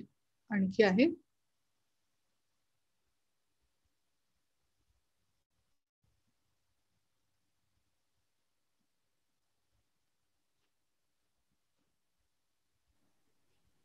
राष्ट्र किंवा राष्ट्रवाद हे सगळ्या अशा भावनिक आणि भारावून टाकणाऱ्या संकल्पना मॅडमनी त्याचा खूप वेगळ्या प्रकारे विवेचन केलं तरी मला वाटतं भारावले पण थोडस कमी होत नाहीये, त्याच्यामुळे प्रश्न हळूहळू यायला लागतील.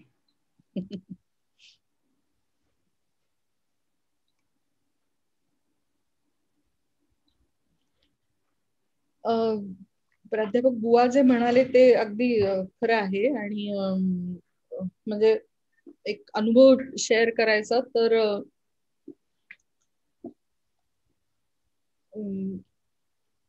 तुम्ही पु ल देशपांडेंचं मला असं वाटतं एक पुलंच्या ह्याच्यातला अनुभव आहे, एक किस्सा, एक माझा स्वतःचा एक अनुभव आहे की झेंडावंदनाला, त्याच्यामधला एक किस्सा तो असा आहे की झेंडावंदनाला पारोसच आंघोळ न करता तो जो त्यांच्या त्या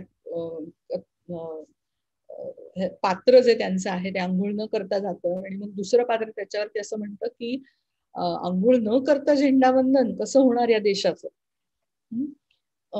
माझा स्वतःचा अनुभव असाच आहे की मी आदल्या दिवशी काहीतरी घातलेले कपडे होते तेच सोसायटी मधलं झेंडावंदन होतं, तसंच उतरून तेच घालून पटकन खाली गेले.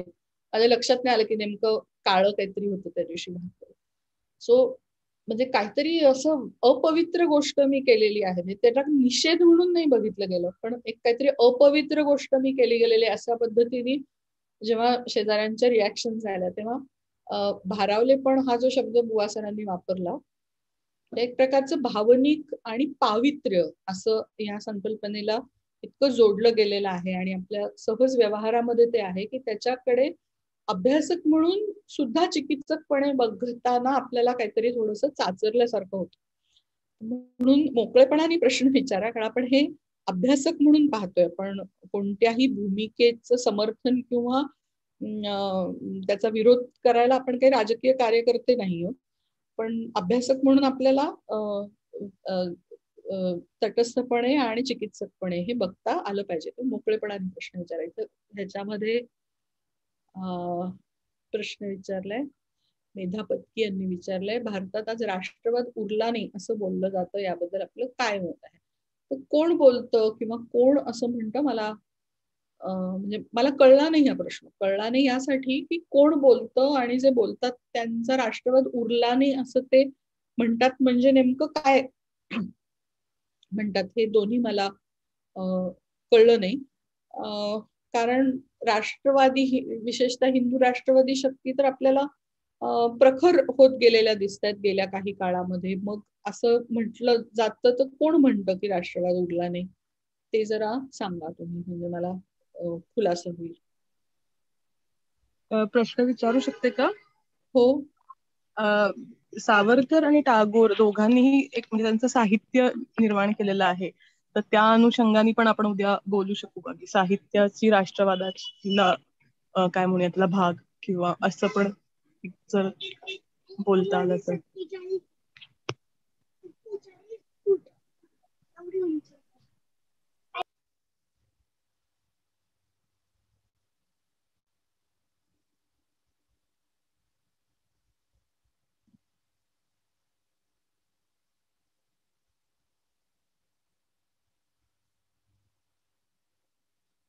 हो, पण म्हणजे तुमचा आधीचं कॉमेंट आणि नंतरचे ह्याच्यामध्ये मला फरक दिसतोय फक्त, की आज राष्ट्रवाद उरला नाही असं आणि अतिरेकी राष्ट्रवादाचा प्रचार होतो, ह्या खरं तर विरोधाभास दिसतो ना ह्याच्यामध्ये.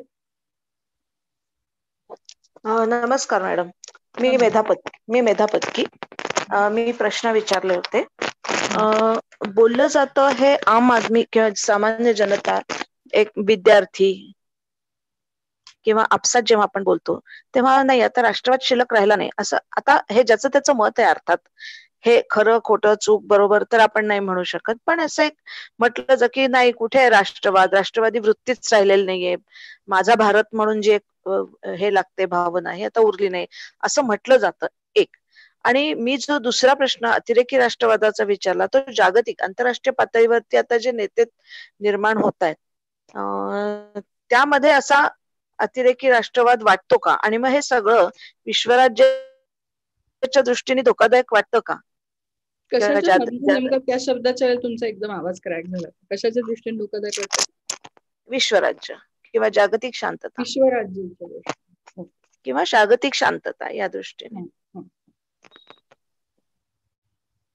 अतिरेकी राष्ट्रवाद असं म्हणजे म्हणायचं तर आता त्याच्यामध्ये फार आवर्जून फरक आहे असं दिसत नाही. म्हणजे शीतयुद्धाच्या काळामध्ये सुद्धा म्हणजे राष्ट्रीय हिताच्या अनुषंगाने जे काही आक्रमकता जी होती आंतरराष्ट्रीय राजकारणामध्ये ती होतीच.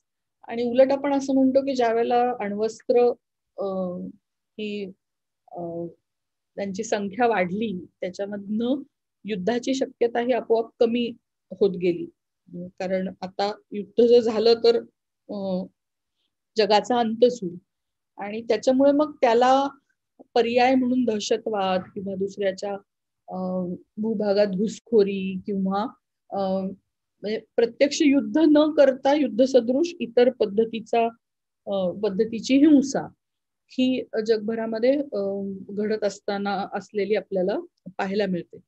त्याच्यामुळे राष्ट्रांचा परस्परांशी इंटरॅक्ट करण्याची पद्धत ही बदललेली आहे. त्याचा जागतिक शांततेला धोका आहे का? तर अर्थातच आहे. कारण कुठल्याही पद्धतीची आक्रमकता हिंसा ही जागतिक शांततेला धोका निर्माण करणारीच आहे. म्हणजे अगदी तिसरं महायुद्ध होईल किंवा अशा पद्धतीचं जरी आपल्याला त्याची शक्यता जरी कमी वाटत असली तरी सुद्धा इतर म्हणजे असं म्हटलं जातं ना की झालंच तर ते पाण्यासाठी होईल किंवा नैसर्गिक संसाधनांच्या संदर्भामधले मुद्दे असू शकतात किंवा आर्थिक अनुषंगाने जे काही असंतुलन आहे, विषमता आहे, त्या दृष्टीने राष्ट्रांमधले संबंध आणि आक्रमकता ही जागतिक शांततेला धोकादायक ठरू शकते. आणि विशेषतः दहशतवादाच्या माध्यमामधनं ज्या पद्धतीने राष्ट्र एकमेकांशी डील करतात किंवा एकमेकांना कोंडीत पकडण्याचा प्रयत्न करतात त्या दृष्टीने पाहिलं तर निश्चितच धोका आहे हे दिसतं. तुमचा पहिला जो भाग आहे तो मला असं वाटतं की तो एक असं म्हणजे ते काय एका पद्धतीने काय म्हणतो ना की आपल्या गप्पांमधला तो एक असा भाग काय आता पूर्वीसारखं राहिलं नाही, पूर्वी कसं इतरांबद्दल विचार करणार होते. मला माहित नाही म्हणजे ह्या सारख्या ज्या गोष्टी आहेत ते प्रत्येक पिढीचे काही एक समज असतात समाजाकडे बघण्याचा. प्रत्यक्षात तसंच घडतंय का तर त्याचा सोशिओलॉजिकली आपल्याला अभ्यास करायला लागेल, त्याच्याबद्दल असं पाहायला लागेल की आधी खरंच असं खूप दुसऱ्याबद्दल विचार करणारे लोक होते आणि आता एकदम ते गायब झाले. मला हे असं अहिस्टॉरिकल वाटतं की कोणत्या तरी एका कालखंडात ते खूप होते आणि नंतर ते गायब झाले. असं होत नाही, पण एक बोलण्याची पद्धत असते.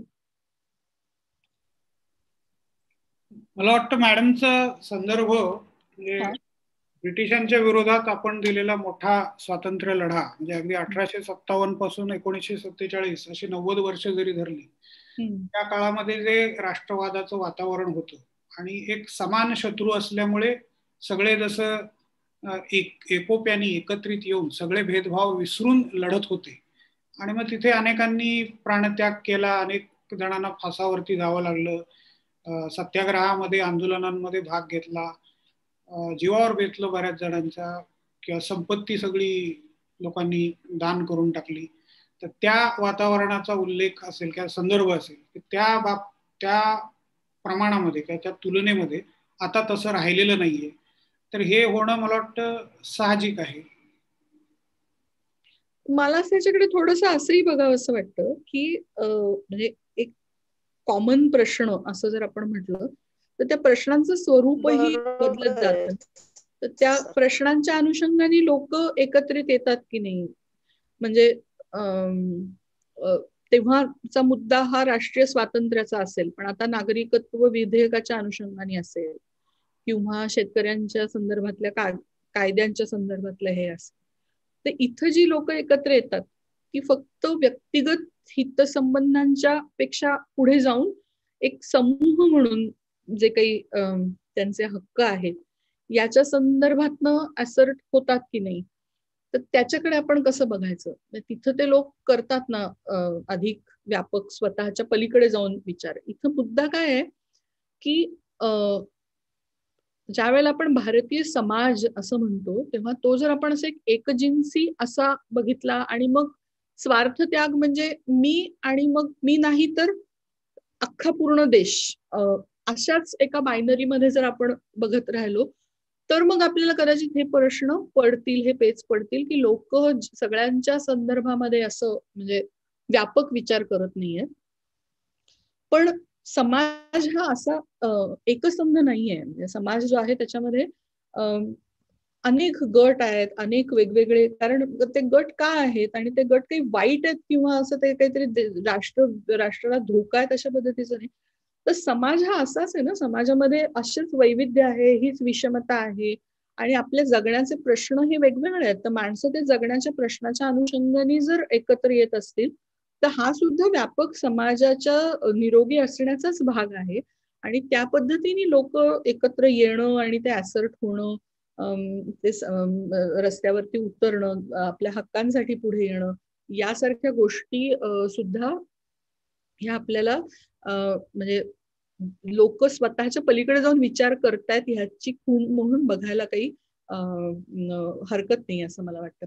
प्रशांत देशपांडे प्रश्न विचारतात. मला ह्याच प्रश्नाच्या अनुषंगाने उपप्रश्न विचारायचा आहे की राष्ट्रवादामध्ये आत्मसमर्पण किंवा त्याग ह्या घटकाचं मोजमाप केलं जातं का किंवा करावं का?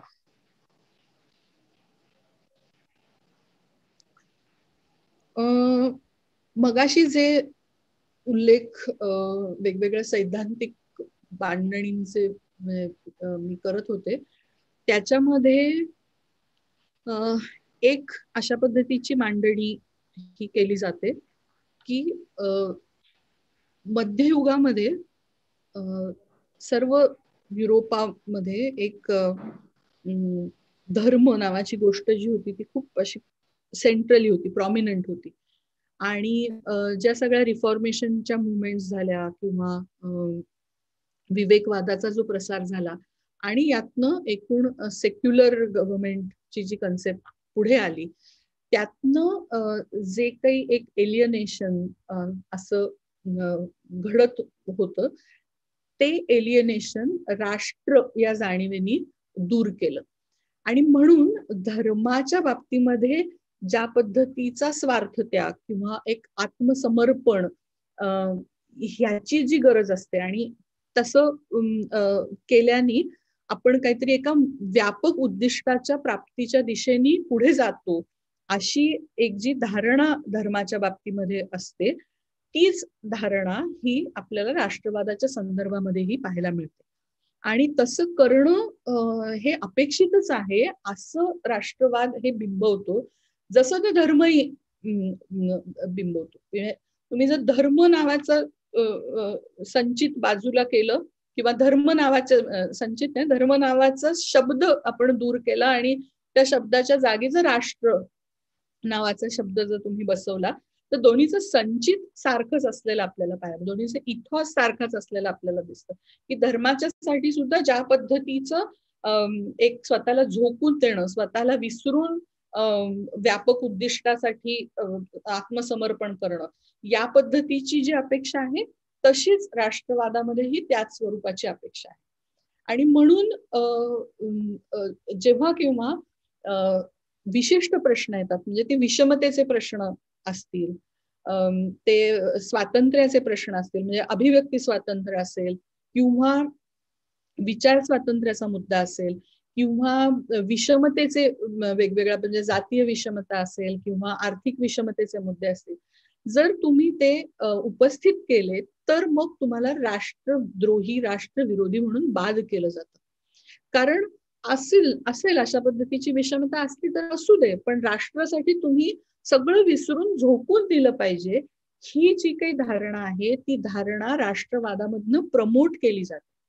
म्हणजे ज्या वेळेला मी मगाशी ज्याचा उल्लेख केला, बेनेडिक्ट अँडरसन ज्या वेळेला त्याला इमॅजिन्ड कम्युनिटी म्हणतो किंवा अलीकडच्या काळामध्ये किंवा सबाल्टन स्टडीज मधनं वगैरे सुद्धा ज्या पद्धतीने राष्ट्रवादाच्या विचारसरणीचा जो काही क्रिटिक पुढे आला तर एका लेवलला असं वाटू शकतं की अरे एवढ्या उदात्त विचारसरणीला हे का नाकारतायत, उदात्त विचारसरणीला चा विरोध का केला जातोय. तर त्याच्यामधला हा जो भाग आहे की जर एका उतरंडीच्या व्यवस्थेमध्ये तुम्ही खाली असाल, तुम्हाला त्या उतरंडीच्या व्यवस्थेमधनं काही गमवावं लागत असेल, तर ते तुम्ही म्हणजे ते तुम्ही तुमचं गमावणं जे आहे ते जे तुमची उपेक्षा त्याच्यामध्ये आहे, तुमचं जे शोषण आहे ते तुम्ही सहन करावं का, कारण एक व्यापक तुमचं उद्दिष्ट हे पुढे आहे आणि त्या उद्दिष्टाच्या प्राप्तीसाठी हे तुम्ही बोलता म्हणजे तुम्ही राष्ट्रद्रोही आहात. हे एक म्हणण्याची लेजिटिमसी ही राष्ट्रवादानी प्राप्त करून घेतलेली आहे.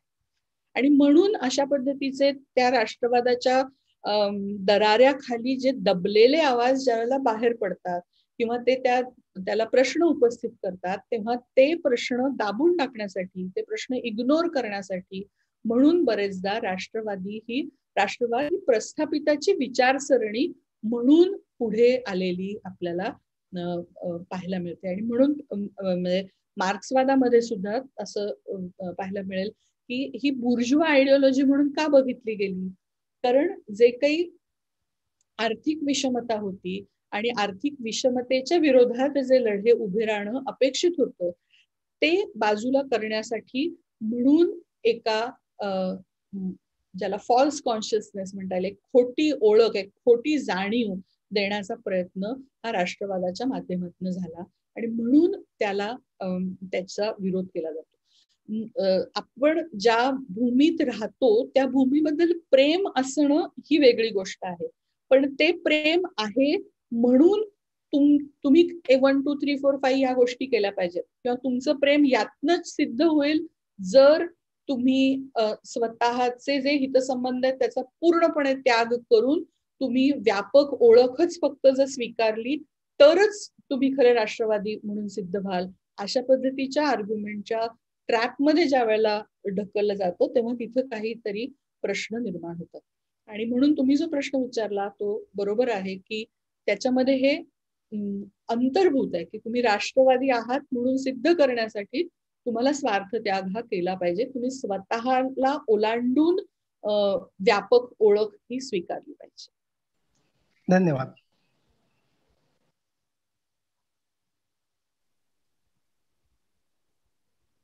किरण सुरवसेंचा एक प्रश्न आहे चॅटबॉक्स मध्ये. मोदी सरकारचा राष्ट्रवाद विरुद्ध पूर्वी होऊन गेलेल्या सरकारचा राष्ट्रवाद असाही असेल, म्हणजे असाही काही त्याच्यात फरक आहे का असं विचारायचं असेल असं वाटतंय मला.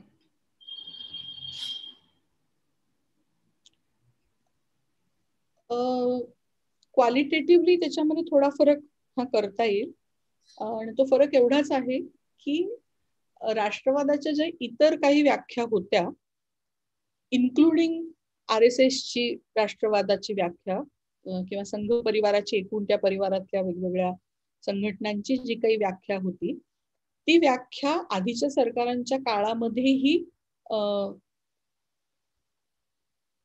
अस्तित्वात राहू शकली. म्हणजे त्या काळामध्ये राष्ट्रवादाचे जे काही इतर व्याख्या म्हणजे अगदी काँग्रेसची म्हणून एक काहीतरी असेल व्याख्या किंवा अगदी देश स्वतंत्र झाला तेव्हा नेहरूंचा जो आपण राष्ट्रवाद ज्याच्याकडनं आपण घेतलेला की विविधतेतून एकता असा जो नेहरूंच्या संदर्भात वापरला जाणारा त्यांच्या राष्ट्रवादाच्या संदर्भात वापरला जाणारा मुद्दा होता. सो समजा तो धागा आहे भारतीय राष्ट्रवादाचा आणि तो 1947च्या आधीपासून स्वातंत्र्य लढ्यातनं मांडला गेला, नंतरच्या आलेल्या वेगवेगळ्या सरकारांमधनही तो पुढे आला असं जर आपण म्हटलं तर तो धागा ज्या वेळेला मांडला जात होता त्या धाग्याच्या अनुषंगाने राष्ट्रवाद ज्या वेळेला मांडला जात होता तेव्हाच पॅरलली राष्ट्रवादाची इतर अनेक इंटरप्रिटेशन, इतर अनेक व्हर्जन्स जरी या एका राष्ट्रवादाला सर्वसमावेशक अशा पद्धतीच्या राष्ट्रवादाला विरोध करणारी अशी जरी ती व्हर्जन्स असली तरी ती व्हर्जन्स ही कुठेतरी टिकू शकली, ती सर्व्हाइव्ह होऊ शकली, ती विकसित होऊ शकली. म्हणजे अशा पद्धतीचा राष्ट्रवाद मांडणारी जी RSS सारखी संघटना होती तिच्यावरती जरी सुरुवातीच्या टप्प्यामध्ये बंदी आलेली असली तरी ती या आधीच्या सरकारांच्या राष्ट्रवादाच्या काळामध्ये स्वतःला वाढवू शकली आणि कुठपर्यंत वाढवू शकली तर आपल्या सदस्याला पंतप्रधानपदी देऊन पोहोचवण्यापर्यंत ती वाढू शकली. हे आत्ताच्या काळामध्ये इतर राष्ट्रवादाच्या वर्जन्सच्या संदर्भामध्ये घडणं शक्य आहे असं दिसत नाही.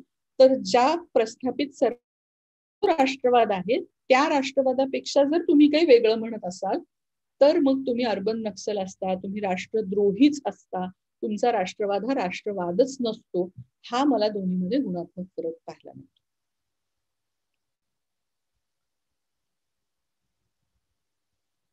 चॅटबॉक्स मध्ये एक प्रश्न आहे आणखी.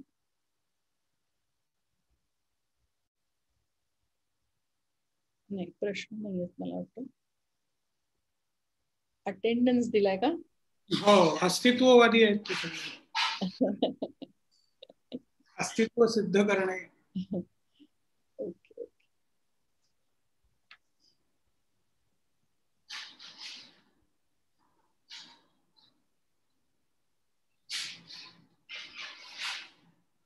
मला वाटतं नाही येत आता आणखी प्रश्न काही होते.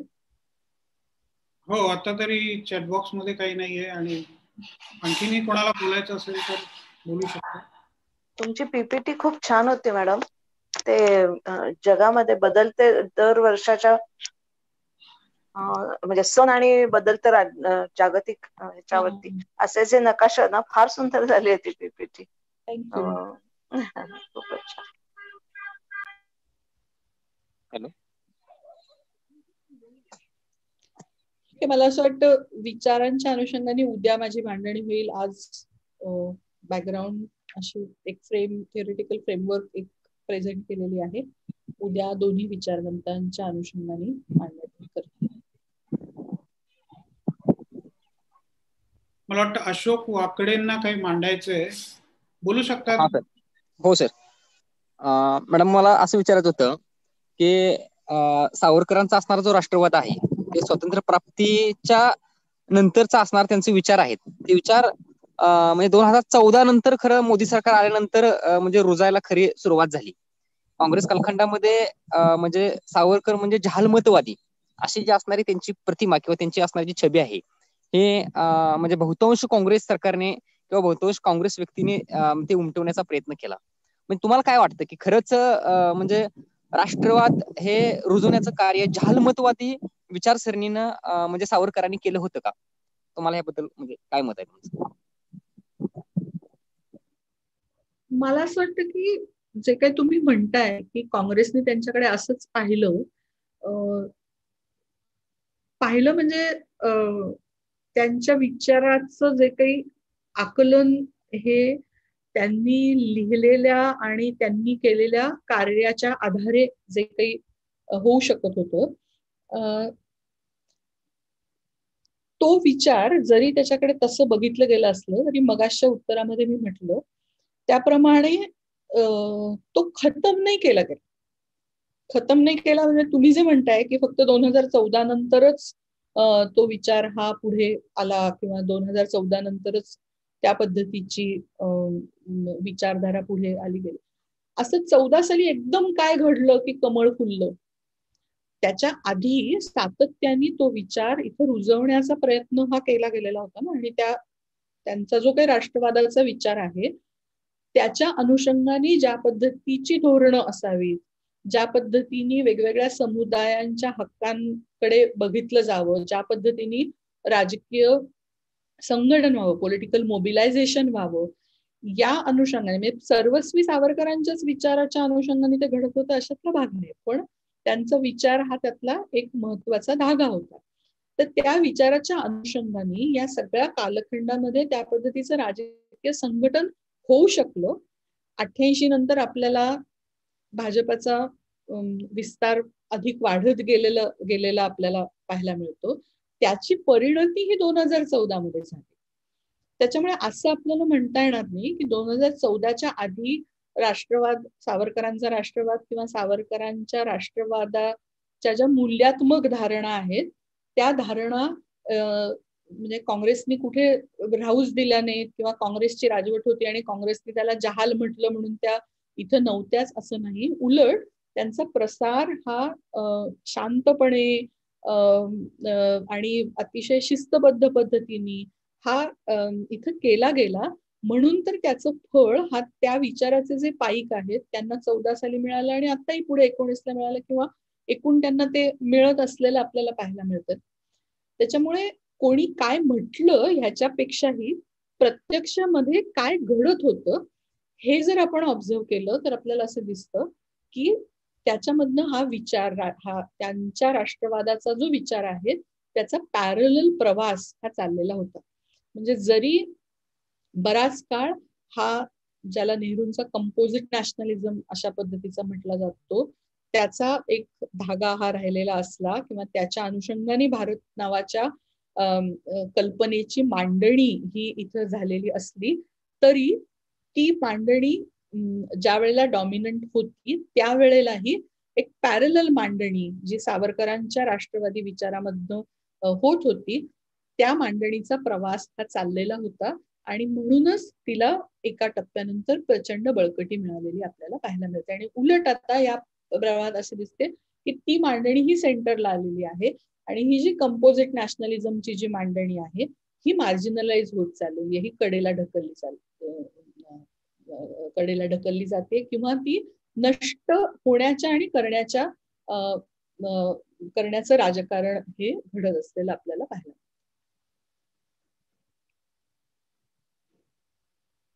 Okay, thank you madam.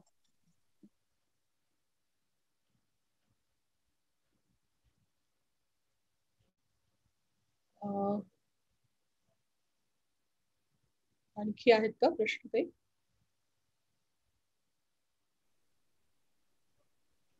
नाही, आता तरी दिसत नाही आहेत प्रश्न. थांबूया मला वाटतं आपण. हो, महाविद्यालयातर्फे